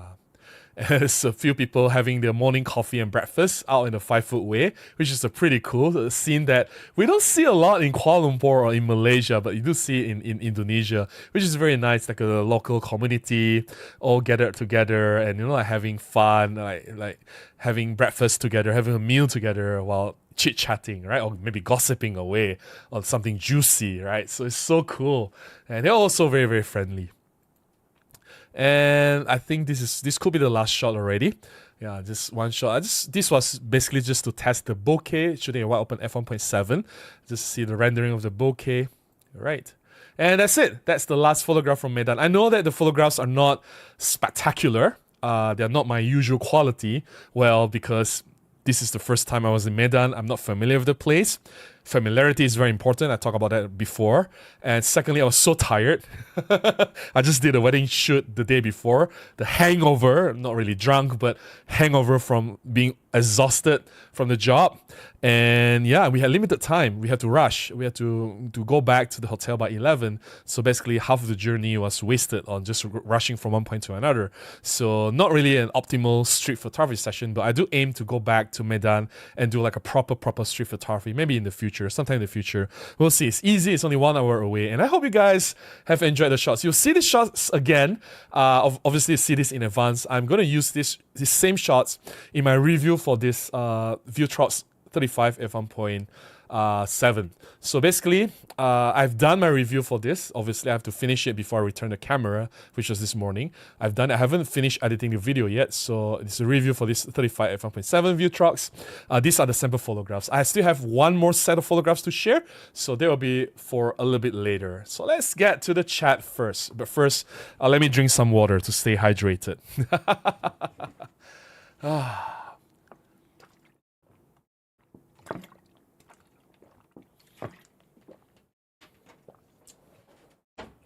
All right, let's get to the chat. Let's see if there's any members chat. DW says, good to keep distance from any brand. This makes you more credible. I can tell many YouTubers are paid to praise to how beautiful ZF is, while real persons around me most agree it is totally oversized. I think the thing about integrity, right, is something that is missing these days from a lot of YouTubers or content creators. Being honest is very important, and that's something that I always try to do, whether it's with Micro Four Thirds or with any other system. It works both ways, right? Although I'm a fan of Micro Four Thirds, I have to be honest about it as well. And when I'm reviewing like Nikon, Canon, Sony, or when I try other products, when exploring other systems, I have to be as honest as I can. I may not be able to cover everything because I'm just a photographer, I'm human. I may miss out some details, but within the capacity that I have, within the limited time that I have with the product, in maybe 1 week, 2 weeks, I will do my best to cover as much as I can, to talk about all the aspects and be honest. If I don't like something, if there's something wrong, I have to talk about it, right? That's the job of a reviewer.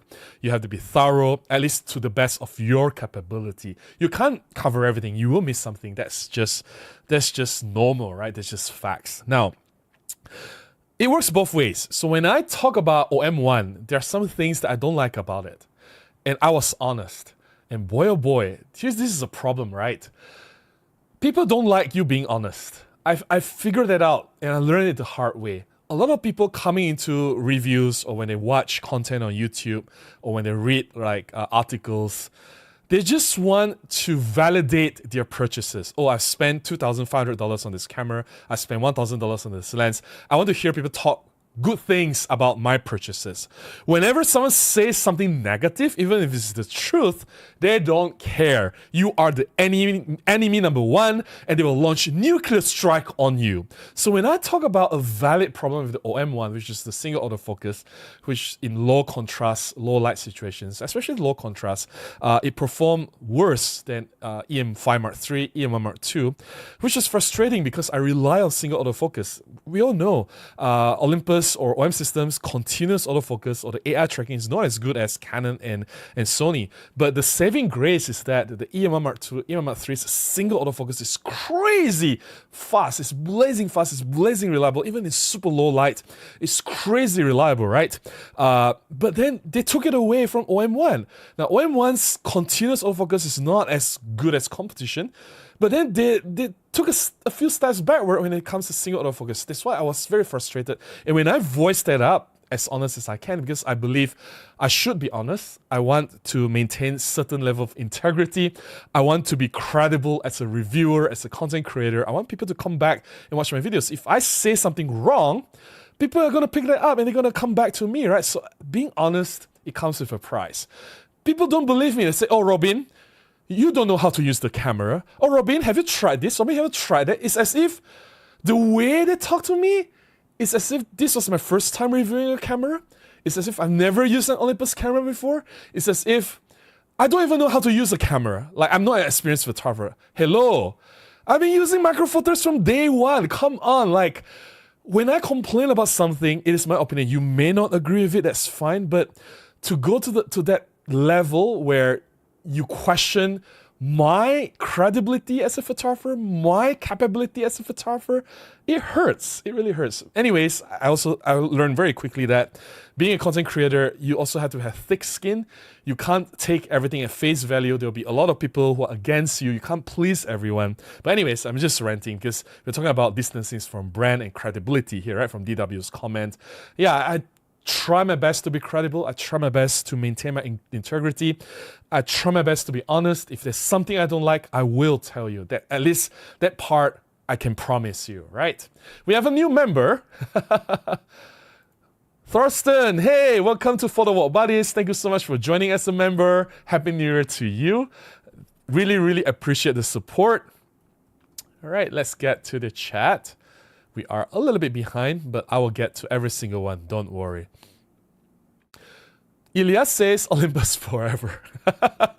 Mark says, I love my OM for traveling. For me, it's the best. Yeah, travel. That is another thing that people, Micro Four Thirds is missing out. Hey, like, I believe Micro Four Thirds can make the fantastic or the best travel camera. Like, I understand it's not a priority since the pandemic, but now that, the lockdown is over, we can travel again, then they should get back to creating like smaller cameras, really compact cameras for travel, right? Like the GF series or GM series for Panasonic, or from the OM systems point, maybe the OM10 or the EPL series.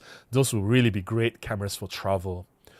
Guano64 says, do you have an idea which new lenses will maybe come out in 2025? Thank you, and OM5 is a good choice for landscape.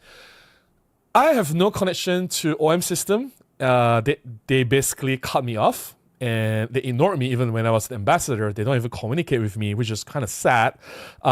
So now that I quit, right, I left them, even no more communication whatsoever. So I have no information on what lenses will come out in 2025. Whereas is OM5 a good choice for landscape, depending on what you want to do. I think generally any cameras from Micro Four Thirds is great for landscape. If you don't need crazy megapixels, if you need, you can always use the tripod high-res shot. Yeah. Terry says, I think 2025 Micro Four Thirds desperately need a high-res sensor. Sony is rumored to have developed a 40 megapixel sensor. Yeah, that rumor has been around since years ago, right? Just don't know why no one from either Panasonic or OM Solutions picked up on the sensor. I thought they could really use the sensor and reap the benefits, right? Yeah, that would be really great. DW says, take it easy. People are looking for endorsement. They just want to validate their own purchases, right? It's kind of sad. Like, if you say something against what they believe, they just attack you, right? They'll just come with you with like an axe or something, or torch, and burn you alive. Thorsten says, sure, I follow you for years. I admire your honest work. Go for it. No worries. And thank you for being here. Thank you for the visits over the past few years. I really appreciate it. And thanks for joining the membership. And welcome to Photo Walk Buddies. Gregory says, that's called integrity. Congratulations on having it. All too rare these days. I try my best, right? I try my best. Okay, let's see. Where were we? Paul says, could not agree more. It is a tool. You won't upset its feelings. Sunday says, I switch lenses using Lens Martin neoprene pouch hanging from my belt. Micro Four Thirds lenses are small and easy to swap. Yeah, there are multiple ways of handling your gear. Some people prefer to use neck strap. I don't. Some people prefer to use backpack or pouches. There's so many ways, right? And there's no right and wrong. Just find the one that works best for you, right? So you're using the neoprene pouch, which is amazing as well. Guano64 says, but why do you use 45 f1.8 and not f1.2? It's so much smaller. Have you seen the 45 f1.2? The 45, okay. 45 f1.8 has been around for the longest time, right? It has been around since, 2011? When was it launched? Let's find out. That was a memorable lens for me. I think it's 2011, right? When did 45 f1.8 come out? Yeah, it was 2011. And the 45 f1.2 was launched when? 2017. So for 7 years, 45 f1.8 has been an excellent lens. I love it so much. I've been using it since day one for portraits, for events, for any medium telephoto reach purposes. It has always delivered fantastic results. In fact, it's my bread and butter lens. My clients love the images coming out from that 45 f1.8. There's some magic to the rendering of the lens. It's just so beautiful. All the videos that I look on my channel, my talking head, is all 45 f1.8. When the 45 f1.2 came, it's an excellent lens. It's weather sealed. It's sharper. It has better bokeh. It's f1.2, so it's brighter. Everything about the 45 f1.2 is better. It's also more expensive, given it's a pro lens. But here's the thing.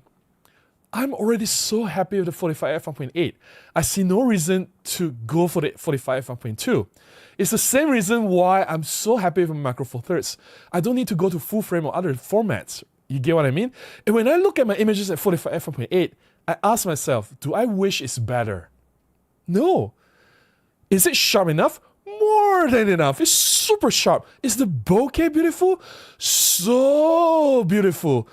Is the images, the rendering nice? There's that 3D quality, there's organic, there's something very pleasing about the rendering for the 45 f1.8. I just love every single images that I shot with the 45 f1.8. Is the 45 f1.2 better? Yes. Do I need it? Not really. That's why I stayed with the 45 f1.8. And it's so tiny, it's like you're carrying nothing at all. That's the magic of Macro Four Thirds, right? Something so small, so compact, so light, and yet it delivers phenomenal results. That's what the spirit of Macro Four Thirds is. Yeah. Keith says, "Hey Robin, how are you doing? Happy New Year to you and family." Happy New Year to you too, Keith. I'm glad to see you here. Ink and Barrel says, "I always want to jump ship but never seem to. I don't really have a need that isn't fulfilled by Macro Four Thirds. Any shift is a major change, gets insane in cost when not making money on photography." Yeah, like I've said this earlier, right? If budget is not an issue, of course, buy whatever you want. Buy a Leica, buy a Hasselblad. You can buy anything, right? It's just that if you really think that the cost, you need to justify the cost, then maybe, yeah, just stay with what you have. Macro Four Thirds is more than good enough. Zach says, "At the end of the day, it's easier to blame Metacore pictures on the gear." That's true, that's true. Ing and Barrel says, "Still fighting in my mind between the GH7 and G9 Mark II, mainly over that tilting view screen." Waiting for the sales. I think it can't go wrong either way, but GH7 is leaning more towards the video side of things because it can record internal video raw, as well as it has a float 32-bit audio, whereas G9 Mark II doesn't have any of these two. So if you're leaning more towards photography, I think G9 Mark II is a more suitable camera, right? Mike says, "Hi Robin, hey Mike, how are you? I think this year I will add the 75 f1.8 to my camera bag. It is an excellent lens, but you do need to be aware that it is an extremely long lens. It is 150 equivalent. So if you don't have the need for such a long lens, 45 f1.8 is more than enough. I do need that lens because I shoot a lot of stage. I do a little bit of mini concerts, theater performance. I shoot like events. So 75 f1.8, it fulfills that need. So I don't have to bring like 40 to 150 lens anymore. I just use the 75 f1.8 and 45 f1.8 for my medium telephoto coverage. Ing and Barrel says, "Blaming back photos on gear is usually so sad. Especially today's noise reduction in post is basically magic." I think when I talk about bad photographs, it's not so much on noise. It's more like missing the moment, bad composition, bad lighting. The image doesn't have any emotional drama, or it doesn't wow you. When you look at it, it's just flat, it's not interesting, right? So that's why I describe as a bad photograph. So if the photograph has impact, has like powerful impact, it has strong emotion, it has a compelling story, it has a really good message that it sends, then even if it has noise, it doesn't really matter, right, for me. Yeah, DW says 45 f1.8 is amazing. I don't need weather sealing. It's good enough for me in all aspects. Yeah, I know, right? If you need weather sealing, then there is the 45 f1.8. Definitely, definitely. I'm going to read a few more comments and I'll share the second set of photographs. Anastasia says, "I'm the opposite. OM1 as the main camera and Image Mark II as the second camera. If only the OM1 doesn't fail me so much in shooting in low light and low contrast areas." Funny story, like this is true life. This is true story. There was once the OM1 Mark II's human face in eye detect completely fails to detect a singer on stage, and it jumps back to the background. Like the face just cannot be detected. I was like so frustrated. Anyway, I can go on and on and on in my stories, but people are just not gonna believe because all they want to hear is good things about OM1, right? I cannot say bad things about OM1, right? Like that'll be the enemy, right? If I become anyway, it's just moving on. Paul says, my wife has a 1240 f2.8 welded onto her camera. 1240 is an amazing lens. I still have the lens, and although it's my backup lens, I say it like it's such a bad lens. But no, it's an excellent lens. I believe that I can just put all my prime lenses when I use that lens and still be happy with my shots. Just that I need the prime lenses for the brighter aperture because I do deal with low light situations. Sunday says, 2025 now, it's time for 32 or 40 megapixels. I agree. Viper Gamoka says, oh no, I kind of baby my camera because I have clumsy fingers. After years of shooting, still can't change lenses in the dark. No worries. Like, if you don't need to do anything critical, like if you're not doing a job, that's fine. If it's just a hobby, you're shooting for yourself, do whatever you need, right? But if you are shooting for a client, you need to be efficient. If changing lenses, handling the camera slows you down, you have to get rid of that and find a solution to speed up your workflow. That's very important. Mata says, Robin, what's the one thing for the wise that you would like to have but can't justify to spend the money on? Oh, well, I like to have that I can't justify spending money on. Currently, I don't really have anything that I need or want currently. Wide-angle lens, I already have 9 f1.7. Telephoto lens, 75 f1.8. I have the 40 to 150 as well. Oh, the macro lens, 60 f2.8, which I bought because I found a really good price in the used market. So, what would I want that I can't justify having? Oh, interesting. Maybe, it's not a new lens, but I really want the Zuko, the old Zuko digital 150 f2. I found one in the used market at a very expensive price. I think it's selling for like $2,000 or something. 150 f2. I would love to have one, but I'm not going to pay $2,000 for that lens. You know, it's an old lens, although I'm sure it's in an excellent condition. And that will really help me in some situations where I need like 300 millimeters reach at f2, right? But at $2,000, no, I'm not willing to pay for it. Dave says, right, I don't have too much money. That's why Lumix G85 is my only mirrorless. I also have a couple of old Nikon APS-C and full-frame DSLRs. It's not easy to move to Nikon Z due to compatibility issues. Depends on what lenses that you need. I can't speak for you. The lenses that I have for my Nikon Z now, I have the Vutrox 20 f2.8, which is like $100 or $150. I have the Nikon 28 f2.8, which I got for like also around $200 or less, maybe $180. I have the Nikon 40 f2, which I got around $200. And I have the TT Artisan 75 f2, which was sent to me for review. If you want to buy new, it's around $180. So all these lenses combined is still less than $1,000. I have 4 lenses covering from 20 to 75, which is amazing, right? That's all I need. For my street, I just need the 28 and 40. If I use it for jobs, yes, I have used the Nikon Z system for jobs, just for the fun of it, for like non-critical shoots, birthday parties, which, I mean, come on, it can't go wrong, right? I've used the Nikon Z5 for some jobs. So for 20 for like wide angle group shots, 75 for medium telephoto. Of course, if I need anything longer than that, I can't use the Z5 anymore. Yeah, I think these lenses are cheap. They deliver great results. They are prime lenses. They are f2 and f2.8. You can get amazing image quality out of them, right? So yeah. No problem. I wouldn't use older lenses on the mirrorless cameras. Same with any brands, whether it's Canon, Nikon, Sony, or even Olympus. I would go for the native mount for the mirrorless. Say if you are Micro Four Thirds, use Micro Four Thirds native mount. If you want to go for Nikon Z, use Nikon Z native mount, mainly because of optimal image quality and autofocus performance. I wouldn't compromise on either one. If I were to use the old lens, I'll just use an old camera. What's wrong with using an old full-frame camera? D800, D750. These are still fantastic Nikon cameras with APS-C. D7200, right? D300 even. Ken says, I changed to Micro Four Thirds 4 years ago and love the system. My fellow photographers can't believe the image quality they get from it. I know, right? When I show people my image quality, they were like, really? Micro Four Thirds? I'm like, why not? I've just ordered the TT Artisan's 10 f2 for my astrophotography and Aurora shots. All right. I think TT Artisan is making some really cool lenses these days. Hey. Mike says, one of my favorite lenses from the film days was 135 f2.8. The 75 is pretty close to that on Micro Four Thirds. Yeah, I know, right? Zach says, Robin, do you print your work? I print mostly when I was doing wedding photography. So whenever you do pre-wedding photography, at least that's the practice here in Malaysia. So I know in Western countries, the wedding portraits are taken on the same day of the actual wedding.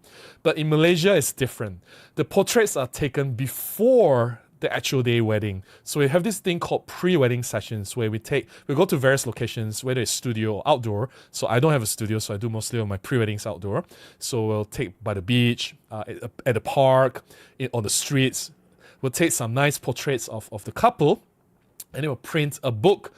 Then the book will be displayed during the actual day reception, the wedding reception. So at the entrance, when the guests arrive, the book is displayed near the registration, and a look at the book, that's where they see the couple printed large on the book as well. Some clients will invest in large prints, so I can print large and display around the reception area as well. But mostly it's just the photo book that I print.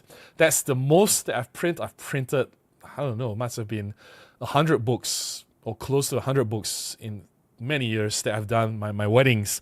I've slowed down on weddings. I just did one wedding last weekend, but recent years I've slowed down on doing weddings, so I don't print as much anymore. For my personal work, let me see if I can find, I don't have any photo books near me. Give me a moment. Let me see. Give me a moment. Let me find a book, and I'll be right back.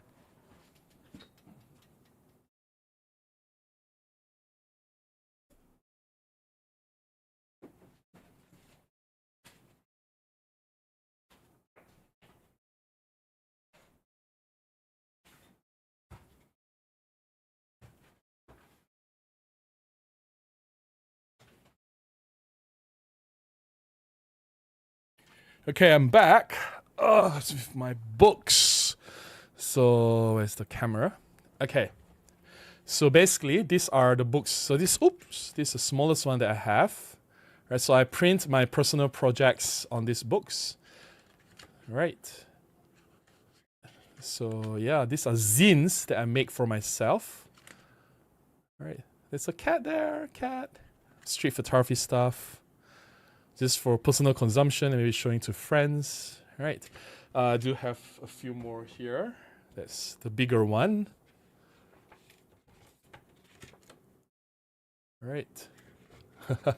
It's very hard to hold it here, but I guess you can see, maybe I hold it a bit further away. You can see that. All right. Cats. This shot was taken with the GR3X, borrowed from Mati Solanto and Malacca. Yeah. The street photography stuff. All right. All right, I'll show just a few more. Let's see, maybe this is, I should print more. I only printed two books last year. This is one of the books that I printed in 2024. I should print more. Yep, Malaysian flags. Let's randomly show portraits. All right. And yeah, this my print, which there you go. And I encourage people to print, because when you select your photos to print and you realize that, hey, maybe you don't have that many good photos after all, that's when you start to analyze your photographs, find out your weaknesses, and try to work on them, improve them in the next time you go out to shoot more photographs, right? So yeah, please print your work. Rena says, I love my OM5 and I have Micro Four Thirds lenses I really like and no plan to change. But if I was starting completely from scratch today, I'll be really tempted to get the Nikon Z50 Mark II. I wouldn't go for the Z50 II. I think the OM5 is better than the Z50 II for a few reasons. The OM5 is weather sealed, Z52 is not. The OM5 has 5-axis image stabilization, which is so powerful. The Z52 doesn't have image stabilization. So overall, image quality-wise, OM5 and Z52 is very similar. Almost similar resolution, very similar dynamic range, high ISO. Z52 is not really better than OM5. I would still feel that OM5 overall is a superior camera than the Z52. Yeah. DW says, first time learning OM1 has low light focusing problem. Everyone said it's a big jump from E1 Mark III. Oh, DW, you are very, very new to my channel. I made 3 videos to talk about it. Let me just bring the first video up. If I can see this. Just give me a moment. Something for you to digest a little bit later. Yeah. Okay, so OM1 AF issues. So there are 3 videos. This is the first one of it, DW, so please check it out later after the stream. GSM3 after that says, I just tuned in. Is that your book? How do we buy it? Nah. Those are just zines, not book. And these are printed for personal consumption, not for sale. Because just now someone asked if hey Rena asked if I printed my work, right? Oh no, it's Zach, sorry. It was Zach who asked how often do I print my work. So yeah, I print, these books I print like 2 to 3 times per year. It's a collection of my street photography images. So I have to make those images first, right, before I can print them. So yeah, it's no, you can't buy them, unfortunately. So sorry. At least not yet. I don't intend to sell anything. Sorry, it's not for sale at the moment. But if you do come in Malaysia, if you visit me in person, I will bring the books out for you to see. So yeah, I may even give you one of those books. I don't mind. Hey, let's see. Henry says, hi Robin, Happy New Year. Happy New Year to you too, Henry. I'm an exclusive JPEG shooter, so I have Fuji X-T30, X-T4, X Pro 2, XE2, X Pro 1, but I still love my Pen F. I'm now stuck whether to get a Lumix GX9 or OM5. I think whether it's GX9 or OM5, you can't go wrong. Both are great cameras. I think OM5 is newer, much newer, so in terms of tech and support, like firmware, it has a bit more advantage over the GX9. But when you want to move to RAW, I'm not saying that you have to, it's fine, whether you shoot JPEG or RAW. If you want to move to RAW, the Olympus RAW files are easier to work with than Fuji.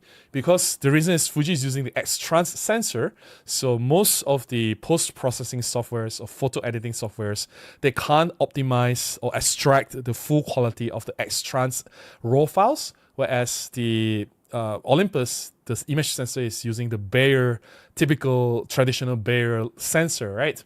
So the Bayer filters, the RAW files are easier to work with. So you get optimized results from the OM5.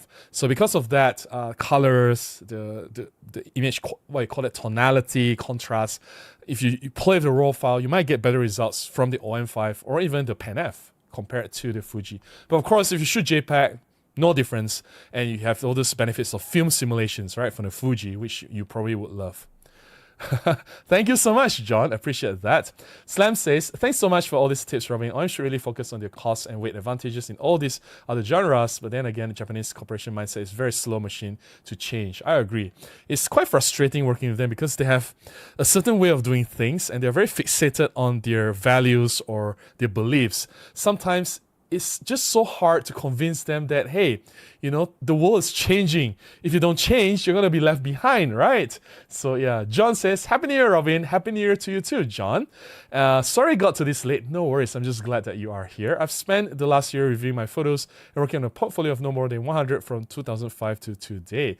That is amazing. And it's good to look at what you have and curate your photos down. And that way you can understand where you are. You can analyze your own weaknesses and strengths and work on which areas to improve next, right? So yeah, that's a good way to do that. All right, I'm gonna pause here. Don't worry, I'll get to the chat a little bit later. But I do want to share the remaining set of photographs. So before that, coffee first. We still have 171 people watching at the moment, which is a lot. All right, second set of photographs, also the same. It's from the Nikon Z50 Mark II and the Vutrox 35 f1.7 because I'm testing this lens, and this review will be coming up in a few weeks. And because that's the only time I have for shutter therapy. Like, I wish I have more time, but really, like, if you have missed me talking about this earlier, I've been so busy. I have back-to-back projects and engagements. I have very, very limited time to do my own street photography. So this was in Kuala Lumpur. This was just shot yesterday.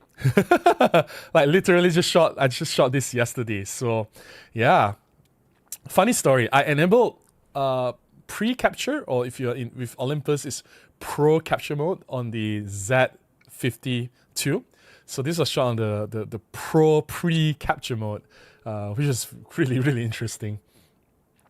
This is a typical KL scene, something that I love to play with. Colors, red on red, harsh shadows, harsh light, morning light, directional.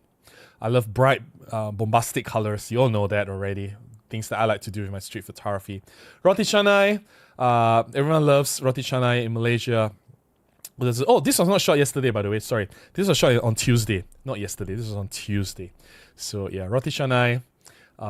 Typical Malaysian breakfast. Morning tea or coffee. The typical mamak people making drink, which is really cool.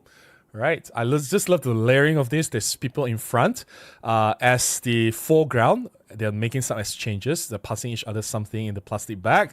Whereas you can see in focus was the guy at the back making a drink at the mamak store. This is tea mentioned at near Masjid Jamek area. Masjid India. Near Masjid Jamek, Masjid India area. Teh tarik. Who doesn't like teh tarik or pulled tea? So funny thing, because I don't really have time to play with the Z50 Mark II, right? And obviously I'm not really familiar with the camera. And the next shot, you can see it focuses on the tea instead of the human, which is okay. This is still a good shot, not a bad shot. This is the before. The human face and eye detect still lock on the face, and this one is like so sensitive. You just move to the T in front. I'm sure there's a way to control the sensitivity and make sure that it's locked on the face. Doesn't really matter. I still think this is a great shot, having the camera focus on the T itself, but the human is slightly blurred. It's not a bad shot, right? So yeah. This is a very common scene if you are here in Malaysia, a very typical scene everywhere. And if you observe carefully, on this scene, there are blown highlights. And people say, oh, FPSC sensor has better dynamic range, blah, blah, blah, blah, blah. No. No. Nope. So yeah, portraits. I love doing portraits of strangers, go really close. This guy has such a beautiful smile. Just focus on the eye. The human face and eye detect work really well. I must say though, I'm quite impressed with the speed and accuracy of the Z50 Mark II's autofocus. It's fast. Like, I see something happening, the camera is still off, I turn it on, point the camera at it and grab the shot. 99% of the time I got a shot, which is extremely impressive. I would say that it's even more impressive than OM1 in terms of autofocus. I just have to be really honest. The autofocus on the Z52 is better than the OM1. I'm not kidding. Shooting through some gaps, this man preparing something in the kitchen, food in the kitchen, pack food, which is really cool. I love to shoot through gaps or holes or any cracks. Just gives some sense of like you're peeping through something. And this blurred foreground also adds another layer, which is dramatic to the shot. Right. I love that. I just love shooting with 50 equivalent. I know it's not exactly 50. It's around 53. So it's 35 times 1.5, right? So around 52, 53 millimeters equivalent. I just love the compression that it brings. It's just so much better than 35 or 28. It's just my preference. You don't have to agree with me. I just love... I feel right at home composing with a 50 equivalent lens. 50, 55, 53, around there. Yeah. Two-person working in the kitchen, or not really a kitchen, but like plucking the vegetable leaves, which is a typical scene here in Malaysia, restaurants or a kitchen area, right? I just love the mess, or not really mess, but like the chaos around the tables and all the things in the background. Some people say, oh, this is very messy, it's not a good photograph. I know, but this is also real life. And I'm just capturing what's there. You may not like the mess, you may not like the distracting background, but I'm showing you the truth. Sometimes the truth is messy. And that's what street photography is, right? We are not trying to make things beautiful. We are trying to show things as faithfully as they are. This guy was funny. So at this point, this was already very near afternoon. I was started to stop shooting. I have not shot anything for like 10 minutes. So the camera was in my hand. It was down. It was turned off. I was walking along the 5-foot way. And this dude looked at me and said, "Bro, take a photo." I was like, okay. So I grabbed a shot of him. He asked me to take a shot of him. Not the other way around. So usually it's like, I will approach the guy, "Hey, can I take a photo of you?" Then usually will say yes, and I grab a shot. He's like, "Bro, take my photo." I was like, okay. So it does happen here from time to time. I think if you ask Mati Solanto, it happens to him as well. Like some people will just volunteer themselves to have their portraits taken, which is like crazy, right? And of course, when they do that, they give the brightest smile ever. And look at the smile. It's just, I don't know, hey, like I love seeing smiles. And this is what I want to capture in my photograph. It's just the emotion, the happiness, the joy, the human emotion. If you don't have that, even if you have like clean photograph, no noise whatsoever, sharp, if you don't have that emotion in your photograph, it's a useless photograph, right? So yeah, just some scenes from Kuala Lumpur. Some beautiful. This is just to test distortion. Straight lines are straight or not, right? Just to test distortion. Nothing special with the photograph, but yeah, another shot to test distortion. But I love the clear sky on that day. I'm just thankful that I get some nice morning light for my shots. And we end up with the breakfast. I had a breakfast before I went home. Some waffles with butter and omelette, or scrambled. Sorry, not omelette. Scrambled eggs. So yeah, and some salmon slices on the side.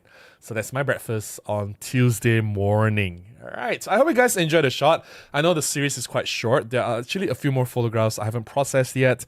These photographs will make it into the final sample images that I'll be using for my review for this Vutrox 35 f1.7 lens, which will be coming in a few weeks. I filmed the video. I'm halfway editing it now. I'm not done with it yet. But yeah, please look forward for that video.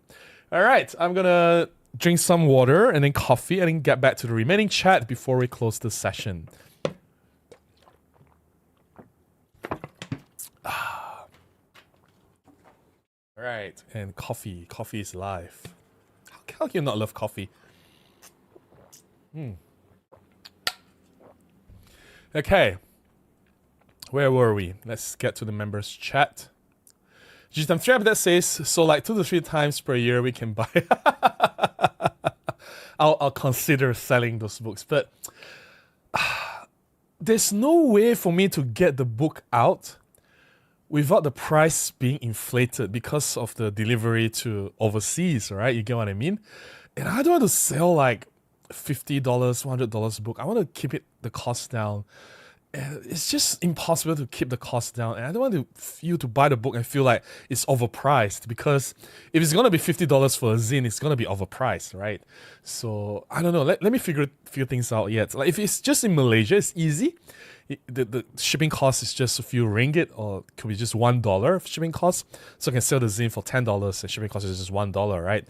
But that's not going to happen elsewhere in the world. The delivery cost is going to cost more than the zine itself, which is a problem, right? So yeah. Rena says, either the stream went down or my internet did, but I should go to bed anyway. Thanks again, Robin. Happy 25 to you all, gang. No worries. Good night to you, Rena. I'm just glad that you are here. Gregor says, bro, that's a great picture. Thank you so much. Thank you so much. And I see Marlene is in the house. Hey, Marlene, how are you? Thanks for dropping by. Oh, my goodness. So nice to see you again. I'm a huge fan of Marlene. She makes such amazing YouTube videos. And she's also a fellow Micro Four Thirds content creator on YouTube.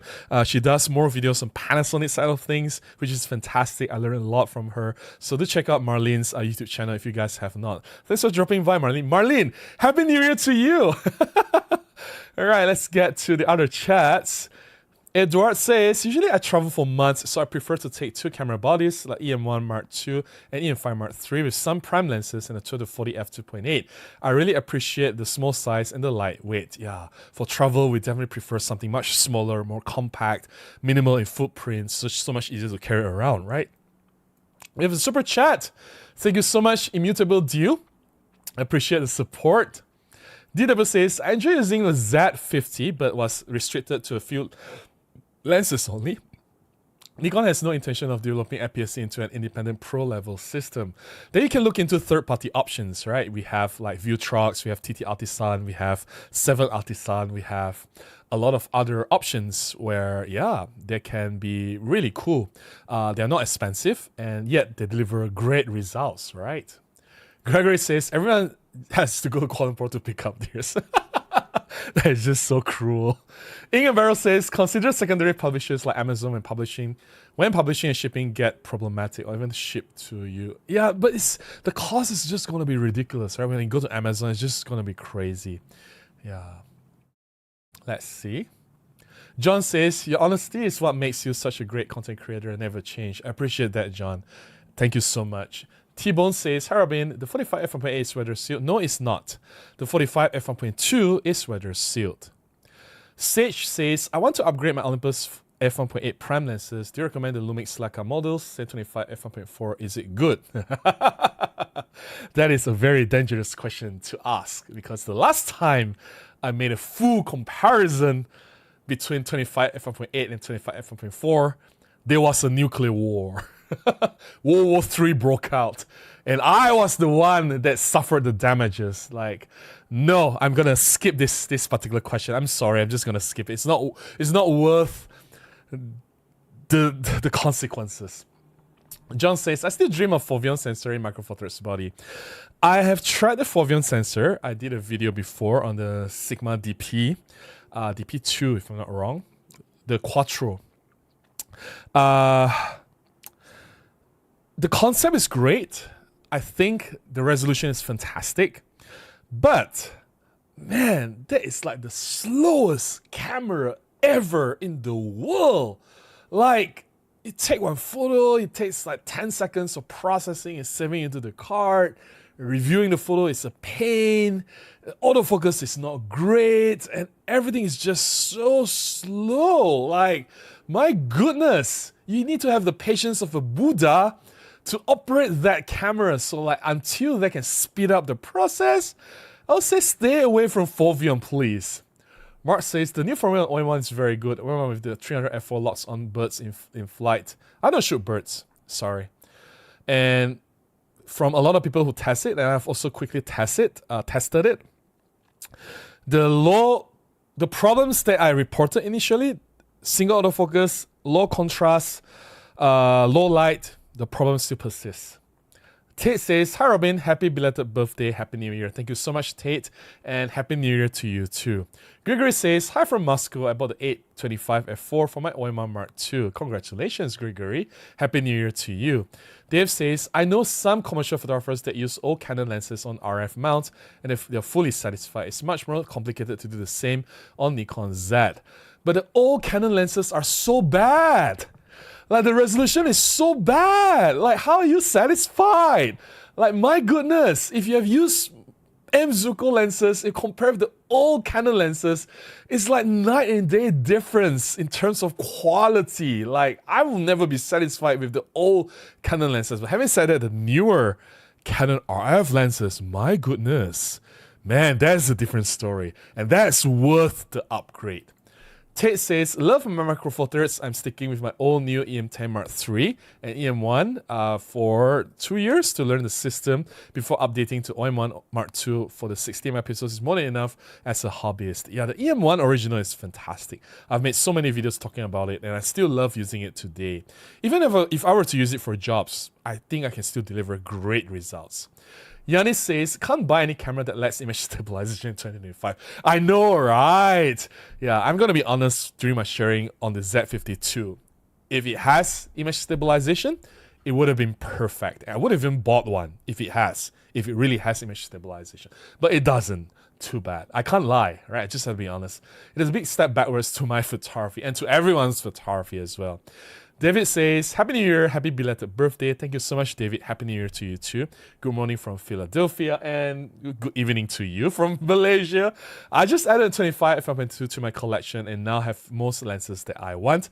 I'm very happy with Micro Four Thirds. Definitely sticking with the system. That's amazing. That's amazing. And I've been using the 25 f1.2 for the longest time. I recently have sold it off because I recently have not been using the 25 f1.2 so much for my jobs. But for street photography, I'm perfectly happy with the 25 f1.8. So no reason for me to keep it. I just sold it off so that I can use the funds to buy something else, right? So yeah. SM Chan says, what is your view on using the f4 Pro lenses for both paid jobs and for hobbyists? I wouldn't talk so much on hobbyists because I'm a prime lens shooter, but for jobs, f4 for me, at least, is not enough. I need f1.8. And that's for Micro Four Thirds because we know Micro Four Thirds, when you increase the ISO numbers, things get very bad, right? So let's say if you use f4 and you need to use ISO 6400, if I use f1.8, I can get away with ISO 800. You compare the ISO 800 versus ISO 6400, there's a huge gap of image quality. Very, very huge gap. That's why I stay with f1.8 for most of my jobs. So yeah. We have another super chat. Thank you so much. Immutable Deal says best 3 lenses to cover 845 and one general prime. All right, the best 3 lenses, I would say maybe not 8, but I will go for 9 f1.7 and then 45 f1.8, and in between depends on your preferences. If you're a 35 shooter, maybe 17 f1.8 or 25 f1.8. All right, so yeah. DW says, problem is Z-mount third-party APS-C lenses mostly don't have image stabilization. That's true. And even if the lens has image stabilization, it's not as good as the camera's 5-axis image stabilization. This has been proven time and time again. So the Lens IS, it only works really well when it's a super long lens, say 300mm lens, right? Then that makes a huge difference. Tomato says, great shots. Do people want their photos after you take them? Very unlikely. Out of, say, 50 portraits, maybe one person will request the photograph. Skoda says, Robin, last year you said you suggested a photographer's eye to me and it was a great one. Do you have any other such book suggestions for improving my understanding of composition? Photographer's Eye, Photographer's Mind from Michael Freeman. Any other book? I cannot think of anything at the moment though. But if you want to look at photographers with great composition skills, for street photography, I would recommend this photographer, Taif Pung. Only for street photography, right? Let me just recommend this guy. Okay. Taif Pung Street, he's a Thai photographer. You look at his composition, you understand. IG. Okay. So this guy is a genius when it comes to street photography composition. I'm a huge fan. So check out his work. Maybe you can learn a thing or two. Not really a book, but like more like you look at the images and you learn how he composed. So maybe you can apply some of the things or his ideas into your own photography. So yeah, hope that helps. Okay. Any members chat that I've missed? No? Okay, we have a few more comments to go. Entrio says, howdy from Washington, D.C. Hey, Entrik, how are you? Very nice to see you here. Happy New Year to you, Entrik. John says, interesting on the wedding photos. Back when I did weddings in the US, I always did portraits either before or after the wedding. Yeah, it's just on the same day, we still take some portraits, just that we can't like take a lot, right? And these couples these days, they want a lot of photographs. So it's best to just do it before or after, like what you said, John. Zoltan says, Happy New Year to my mentor Robin. Oh, Happy New Year to you too, Zoltan. I hope you have had a very successful 2025 with great health, with tons of luck. And of course, the same to everyone else in Robin's life. Happy New Year to all. Thank you so much for the well wishes. I wish you the same. Wish you abundant blessings and good health, Zoltan. And thank you so much for being here always. Really appreciate your support. Juliet, hey, how are you? Happy New Year to you, Juliet. Juliet says, Robin, I actually think your street photography style has a feeling of aliveness, which is hard to find these days. I've been shooting street for over 25 years and feel confident in saying that. Oh, that means a lot coming from someone who's been doing street photography for 25 years. Thank you so much for that. I think for me, I try not to think too much when I do street. And whenever there's something that catches my attention, I just point the camera at that location, that direction, right? I look for things that's unusual, things that's interesting or out of place, or things that caught my, or portraits. I do a lot of portraits. People, I approach people, whether it's environmental portrait with someone with a nice background or just like tight portrait with nice smile, right? So it's always these few things that I look for. Maybe moving on in 2025, I'll look for more interesting compositions, maybe do more black and white, more highlight and shadow play, high contrast. I don't know. We'll see how the new things I can play with in 2025. But my street photography has always been very consistent. It's always portraits of strangers, close-up portraits, environmental shots, nice backgrounds, and yeah, something that's out of place, something unusual, right? So there you go. Enzo says, hi Robin, Happy New Year from France. Happy New Year to you too, Enzo. Micro Four Thirds should create more fast zooms to be competitive and flexible on the market, like 10 to 25 or 25-50. I don't mind them creating the fast zooms, but two things they have to pay attention. Don't make it too big, because if it's too large and heavy, then it defeats the purpose of having a Micro Four Thirds system in the first place. And two, don't make it too expensive. The 10 to 25 and 25 to 50 is just too expensive. A says, hello boss, thank you for the videos and the information you give to us. We love you. Thank you so much. Happy New Year to you and thanks for being here. Seb says, hi from France, beautiful shots. Thank you so much, Seb. I appreciate that. Gregory says, thank you for posting links. I find it quite difficult to go back through the stream and comments. No worries. Yeah, hey, that's correct. I think, yeah.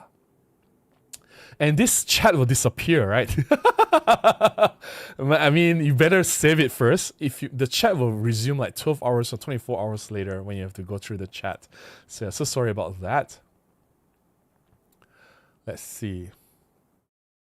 Seb says, Happy New Year. Happy New Year to you too. Christine says, hello Robin, will there be a new camera? I have no comment and I have no idea because I have no connections to OIM systems, so I can't say anything. All we can do now is speculate and hope for the best, right? That's what we say. What we want them, at least we collectively come up with our voices here, and hopefully they hear our feedback and implement some of them in the future releases. That's what we're trying to do here. Immutable Deal says, just sent a super chat. Sorry, could not get to my earlier question. Which question? Immutable Deal. I go through every single chat. Like, seriously. Right, I don't skip any. Ah, okay, sorry, I've missed this one. Oh dear, I've missed a stretch.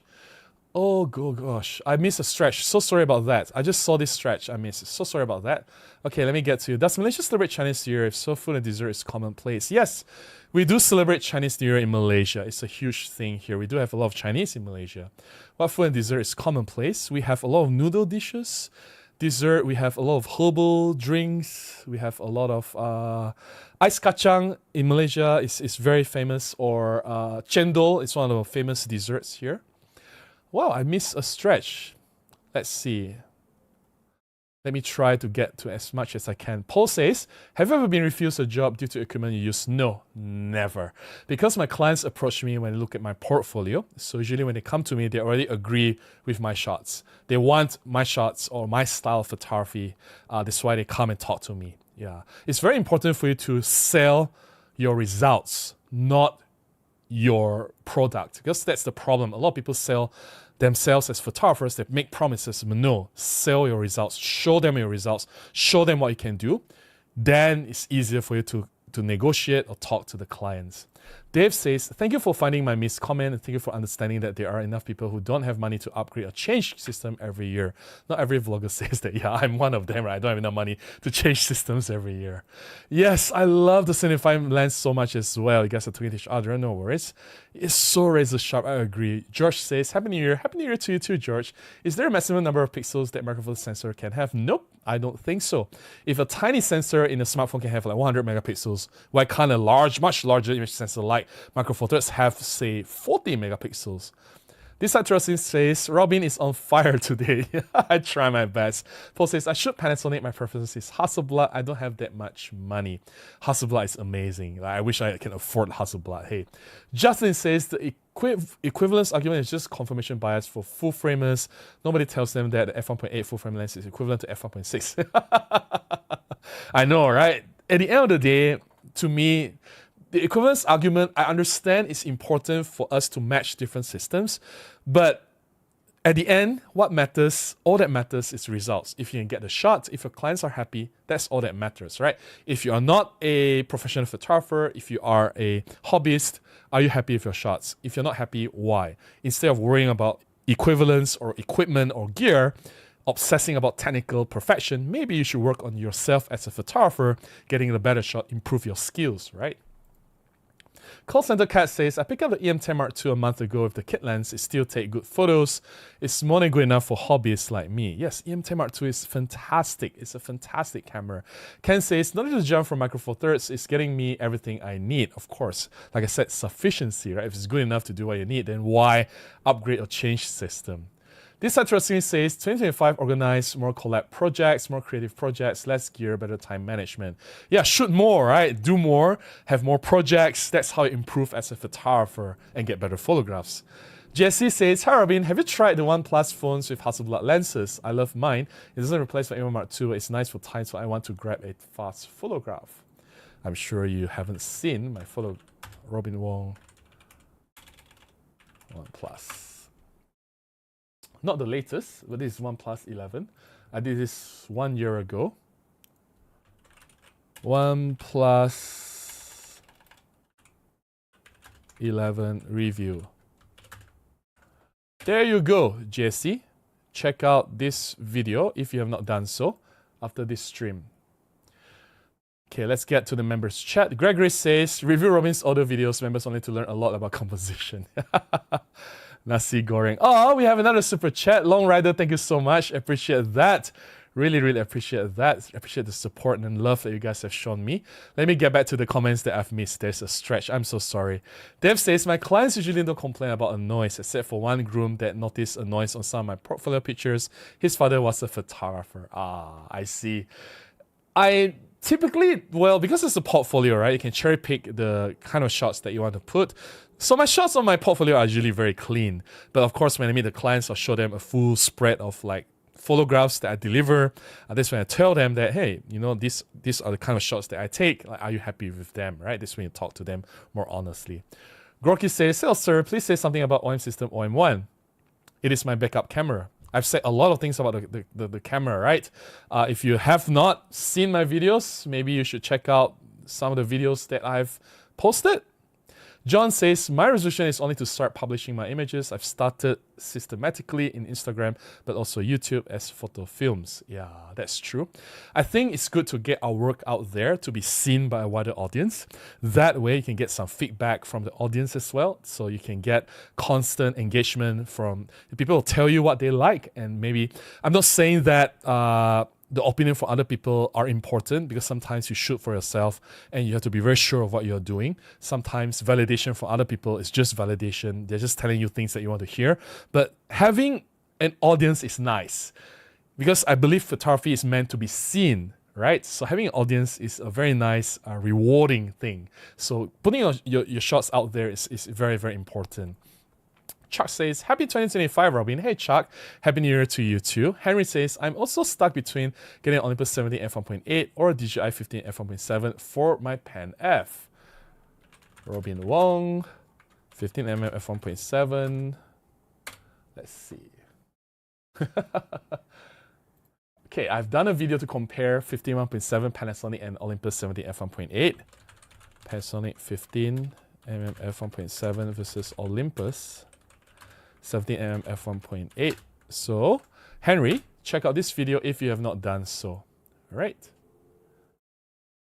I hope that helps with your decision on getting which lens. I have to scroll back up because I missed a stretch of comments. Anastas says, I have the same bag, but the 13-inch version. Yes, the smaller one. Tenba are great bags. Yeah, they do make some really nice bags. Hey, Tony says, Happy New Year, Robin. Happy New Year to you too, Tony. Thank you for being here. Jerry says, Micro Four Thirds is my main system. I also have Canon EFS DSLR and some lenses for it. I found it cheap from the used market. Canon EOS can tolerate cold finish weather a bit better than the Olympus pen. Oh, that's interesting. That's interesting. I've shot, the places that I've been, they're not as cold as Finland, of course. I think the most that I've been to was -10. So I know in Finland it goes down to like -25, -30 is crazy. The EM1 Mark II, EM1X that I brought along survived the -10 degrees. Earthsuit says, hello from Colorado. Hey Earthsuit, nice to see you here. Edward says, hi Robin, Happy New Year. New photos and year. Happy New Year to you too, Edward. I'll steal with Micro Four Thirds because it's what I already have and love it. Alright. Immutable Deal says, hello from Ottawa, Canada. What's the best combination of Micro Four Thirds lenses to cover 8 to 45? I think I answered this already. 9 f1.7. We can choose 17 or 25 f1.8 and 45 f1.8. Yeah. Radha says, just suggest a budget camera for my photography for street and sunset photographs. If you want budget, then EM1 original. That will be a good camera to start. Anastasia says, another one here using Olympus for event and documentary work. With that said, I love the 150 to 400 for wildlife work. Yeah, I think 150 to 400 is not cheap. I think it's an excellent lens, but wow, that is a costly lens.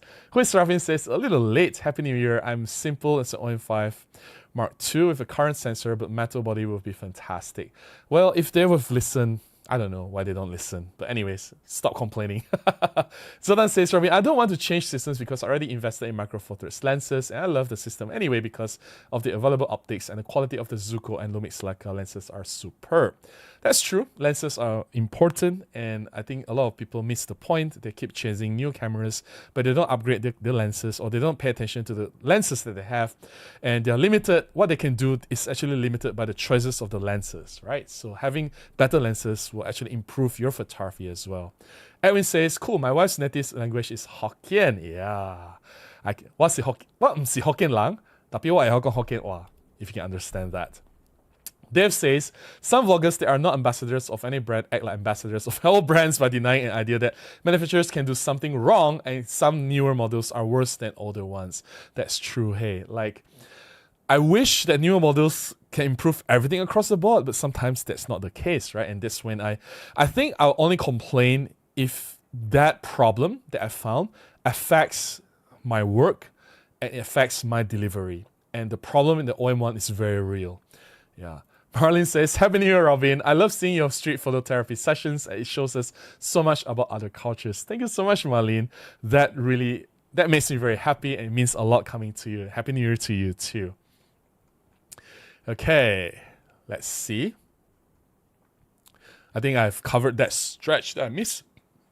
Chuck says, the publisher Tinius does a street photography book series called Unseen.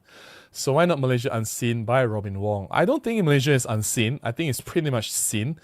Unseen is not a very good topic. Whatever that I'm shooting is quite typical things that you see if you walk around in Kuala Lumpur. Christine says, hey Robin, will there be a new... I have no idea. I'm in the market to buy a new... No idea. No idea. Ask OM system instead. Juliet says, I think all systems are valid and all cameras are so much fun.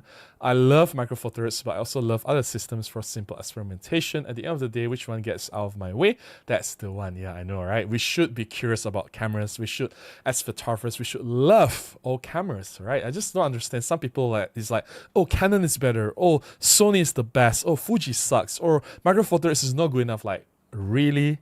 You know, when you say those things, it says not about the system that you critique or criticize. It's actually saying a lot about you as a photographer. You are not understanding the system enough to make the best out of them. Yeah. Sweden says, Happy New Year from Sweden. Glad to see you are well. Thank you so much. Happy New Year to you too. Christine says, hey Robin, how many times do you have to ask the question? Guys, I will go to your chat. You don't have to repeat your questions. If you guys haven't realized, I will go to every single chat. I never miss anyone. You just have to type once and just please be patient. If you haven't realized, there's like 145, 48 people watching now, and I'm trying my best to get to every single one. Like, can't you see I'm trying my best? So please be patient. Please wait. Or if you can't wait, you can always come back and watch later or watch the replay later, right? Bruce says, trying to find a new budget entry-level camera for a friend. It feels hard. Sell for the Micro Four Thirds or ZV-E10, same price as the G100. I would say skip the G100 or the ZE10, right? Because unless you want to go in for vlogging, because these cameras have no image stabilization. So yeah, I would say OM5 or the older EM1 will be a great budget camera because of the image stabilization. Yeah.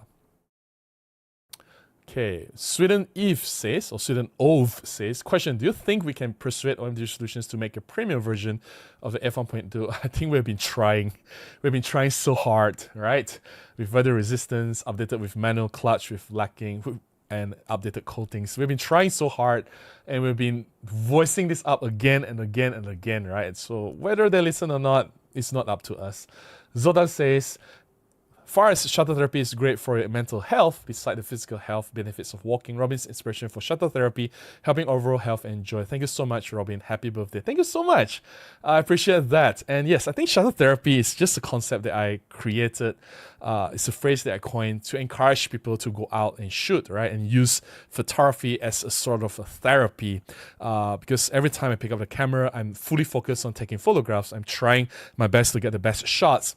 It's sort of like frees up my mind from all the other worries or stress that I've had from work, from family, from other problems I have in life. And for that 2 to 3 hours, I'm free. And every time after I come back from a photo walk or shuttle therapy sessions, I feel like I'm recharged, I'm refreshed, I'm happy because it seems like it's a productive session and I've got some really cool shots. I have evidence to show, right? I have those shots that I can share with people. And because I found so much joy in doing shuttle therapy, I just want to share this with everyone. So I hope everyone enjoys shuttle therapy as well. Enzo says, have you ever tried the digital teleconverter plus high resolution mode on the Micro Four Thirds camera? I tried last week and you can get great results to increase your lens reach. Okay, I've said this before in a lot of my tips videos. I'm just going to try to be as short as I can and straight to the point as I can. Do not use the digital teleconverter. I'll give you one scenario. One lady came to me, Robin, there's something wrong with my camera. The photos that I get, they look worse than my iPhone. And this is not even the latest iPhone. This was like 7 or 8 years ago. I was like, what's wrong with your photograph? I look at the photograph and I look at it. Oh dear. Yeah, the resolution, the sharpness, the details, they look very mushy, they look smeared. It's like they're not sharp, they look really bad. So I'm like, okay, what's wrong? It took me a while to figure out that she has enabled digital teleconverter and she did not even know. So you know how people go into the camera and do the settings once and never went back to the settings again? So she enabled the digital teleconverter. This was not the only time. A lot of people come and say, Micro Four Thirds images look worse than iPhone or Samsung phone.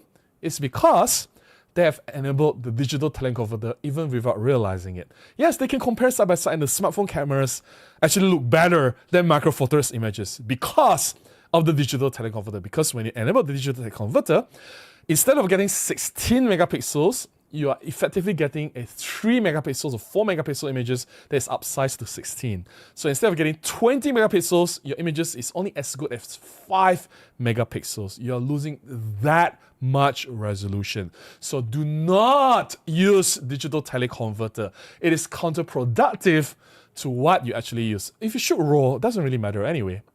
RAW will capture the full screen without cropping. So you said digital teleconverter with high res shot is just JPEG, and I would rather crop later and still get the same results.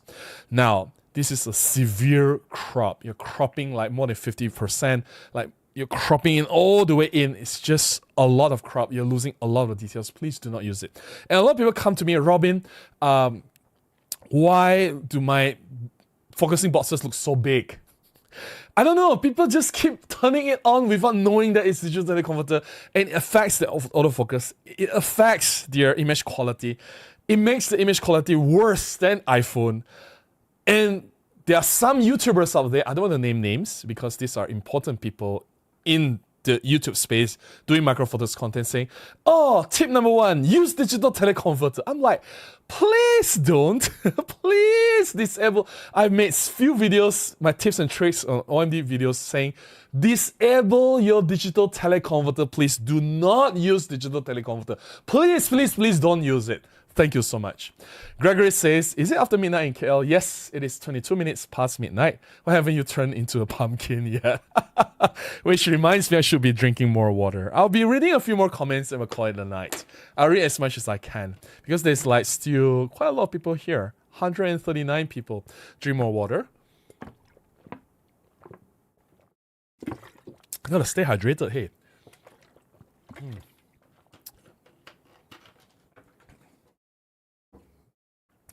And coffee.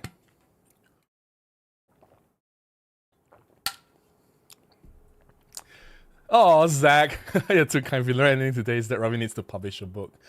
I don't know. Hey, like, I've had a lot of friends, it's like in the bucket list of things to do, like, oh, I must publish a book. It can be like a photo book, it can be a book about their life, the memoir, or it can be a random book about, I don't know, like how to take care of a baby or gardening or cooking or something.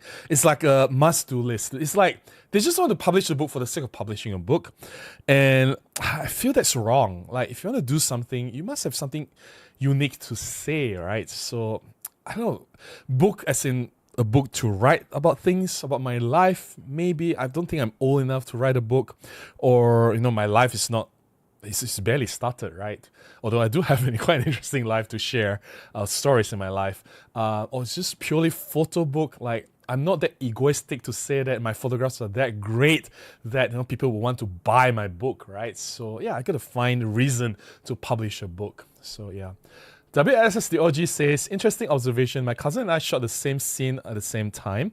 The EM10 Mark IV with cheap Panasonic 25 f1.7. He was with Fuji X-T30, 4K video. EM10 look a lot better, of course. Overall, people underestimate what micro four thirds can do. Micro four thirds basically is about the same. You can get the same quality as any APS-C sensor, and it's just down to processing, lens quality. There's like a lot of factors that's going into deciding the video quality, right? So yeah, and Fuji X-T30 back then, it's not really video centric yet. I think only in the recent times when they have like XS10, XS20, or X30 Mark II, that's where the video quality started to get better and better, like XT5. One generation before that, the video quality is still quite bad. Nobody uses Fuji for video anyway, right? So yeah, only recent times Fuji has made leaps and bounds when it comes to video departments. So yeah, good on them. All right, I'm starting to catch up on the comment already. Let me just make sure I don't miss anything. All right, that's good. Just a few comments left and we'll call it a night. A says, I'm actually using Apple Photos app to edit my RAW. What do you think? If it gives you what you want, then why not? It doesn't really matter, right? Every photographer has different workflow. Every photographer has their own preferences. As long as the app or the software does what you need, then it's good enough. It's not for me to tell you whether it works or not. CM Smart 13 says, 100% agree on the results mattering more than gear. I hired a photographer for family pitch and the shots were what I cared for, not which camera she used. Was an older Nikon DSLR. It doesn't really matter, right? So for family shots, make sure everyone, you know, like is clear.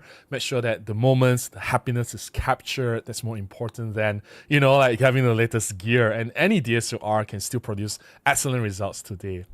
Ho says, Robin, have you heard about Shutterstock issue on Olympus cameras? No, I have not. I'm about to start my year with EM10 Mark III, but I'm worried. Why would you be worried? I've owned so many Olympus cameras. I've had EM1, EM5, I've had EM10, EPL7, now EM1 Mark II. I've been using it for 7 years. I've owned an EM1 Mark III. It's with a friend now. Nothing has been stuck so far. Zach says, I have to go get cat food. Oh, Happy New Year, everyone. Don't forget to make 2025 your best photo year ever. And Robin, your photos have everything to say. Oh, thank you so much. Thank you so much, Zach. And yeah, Happy New Year to you too. And thanks for dropping by. I appreciate that. Incan Barrel says, weird question. I keep seeing people post that Panasonic OM weather setting is not compatible with each other. I can't see how that would be. What have you found? Nothing. I have only one weather suit Panasonic lens, which is the 9 f1.7. Did I do any splash tests on it? Because usually when I have a weather suit lens, you know, like how I would pour water on it. I just can't remember if I've done any water tests on it. But yeah, I don't think there's any compatibility issues that I'm aware of. But haven't used a lot of Panasonic weather suit lenses, so I can't comment on the lenses. So yeah. Sunday says, for those using iOS or Mac OS, can look for a RAW power software to edit the RAW files. All right, that's great. Okay, I have caught up with the comment. Time check is almost midnight here in Malaysia. It's getting late. I'm really exhausted. It's been a long week and I've been so busy having back-to-back projects and shoots for the past few weeks. Since the beginning of December, it's been a month and I do need to sleep. Thank you so much for tuning in. There's still 130 people here. That's amazing. I appreciate the love. I appreciate the support. And if you have found yourself enjoying this live stream, if it benefited from my sharing, please consider buying me a cup of coffee, link up here, or you can contribute to my PayPal or buy from my Amazon links or join as a member. All the other links are in the description below. Please do consider supporting me. Your support means a lot. It will definitely keep me going, and I'll share as much as I can with you guys, creating new content every week, right? And yeah, I appreciate you guys. I love you guys. Thank you so much for being here. Thank you so much for the support. Without you guys, there's no Robin Wong. And I'll continue to make more content. I'll continue to shoot more. Shutter therapy goes on. There'll be a lot more videos I can't wait to share with you guys. So yeah, until the next one, please go out and take more photographs and have a wonderful 2025 ahead. Thank you so much. I'll see you guys next week. Bye-bye.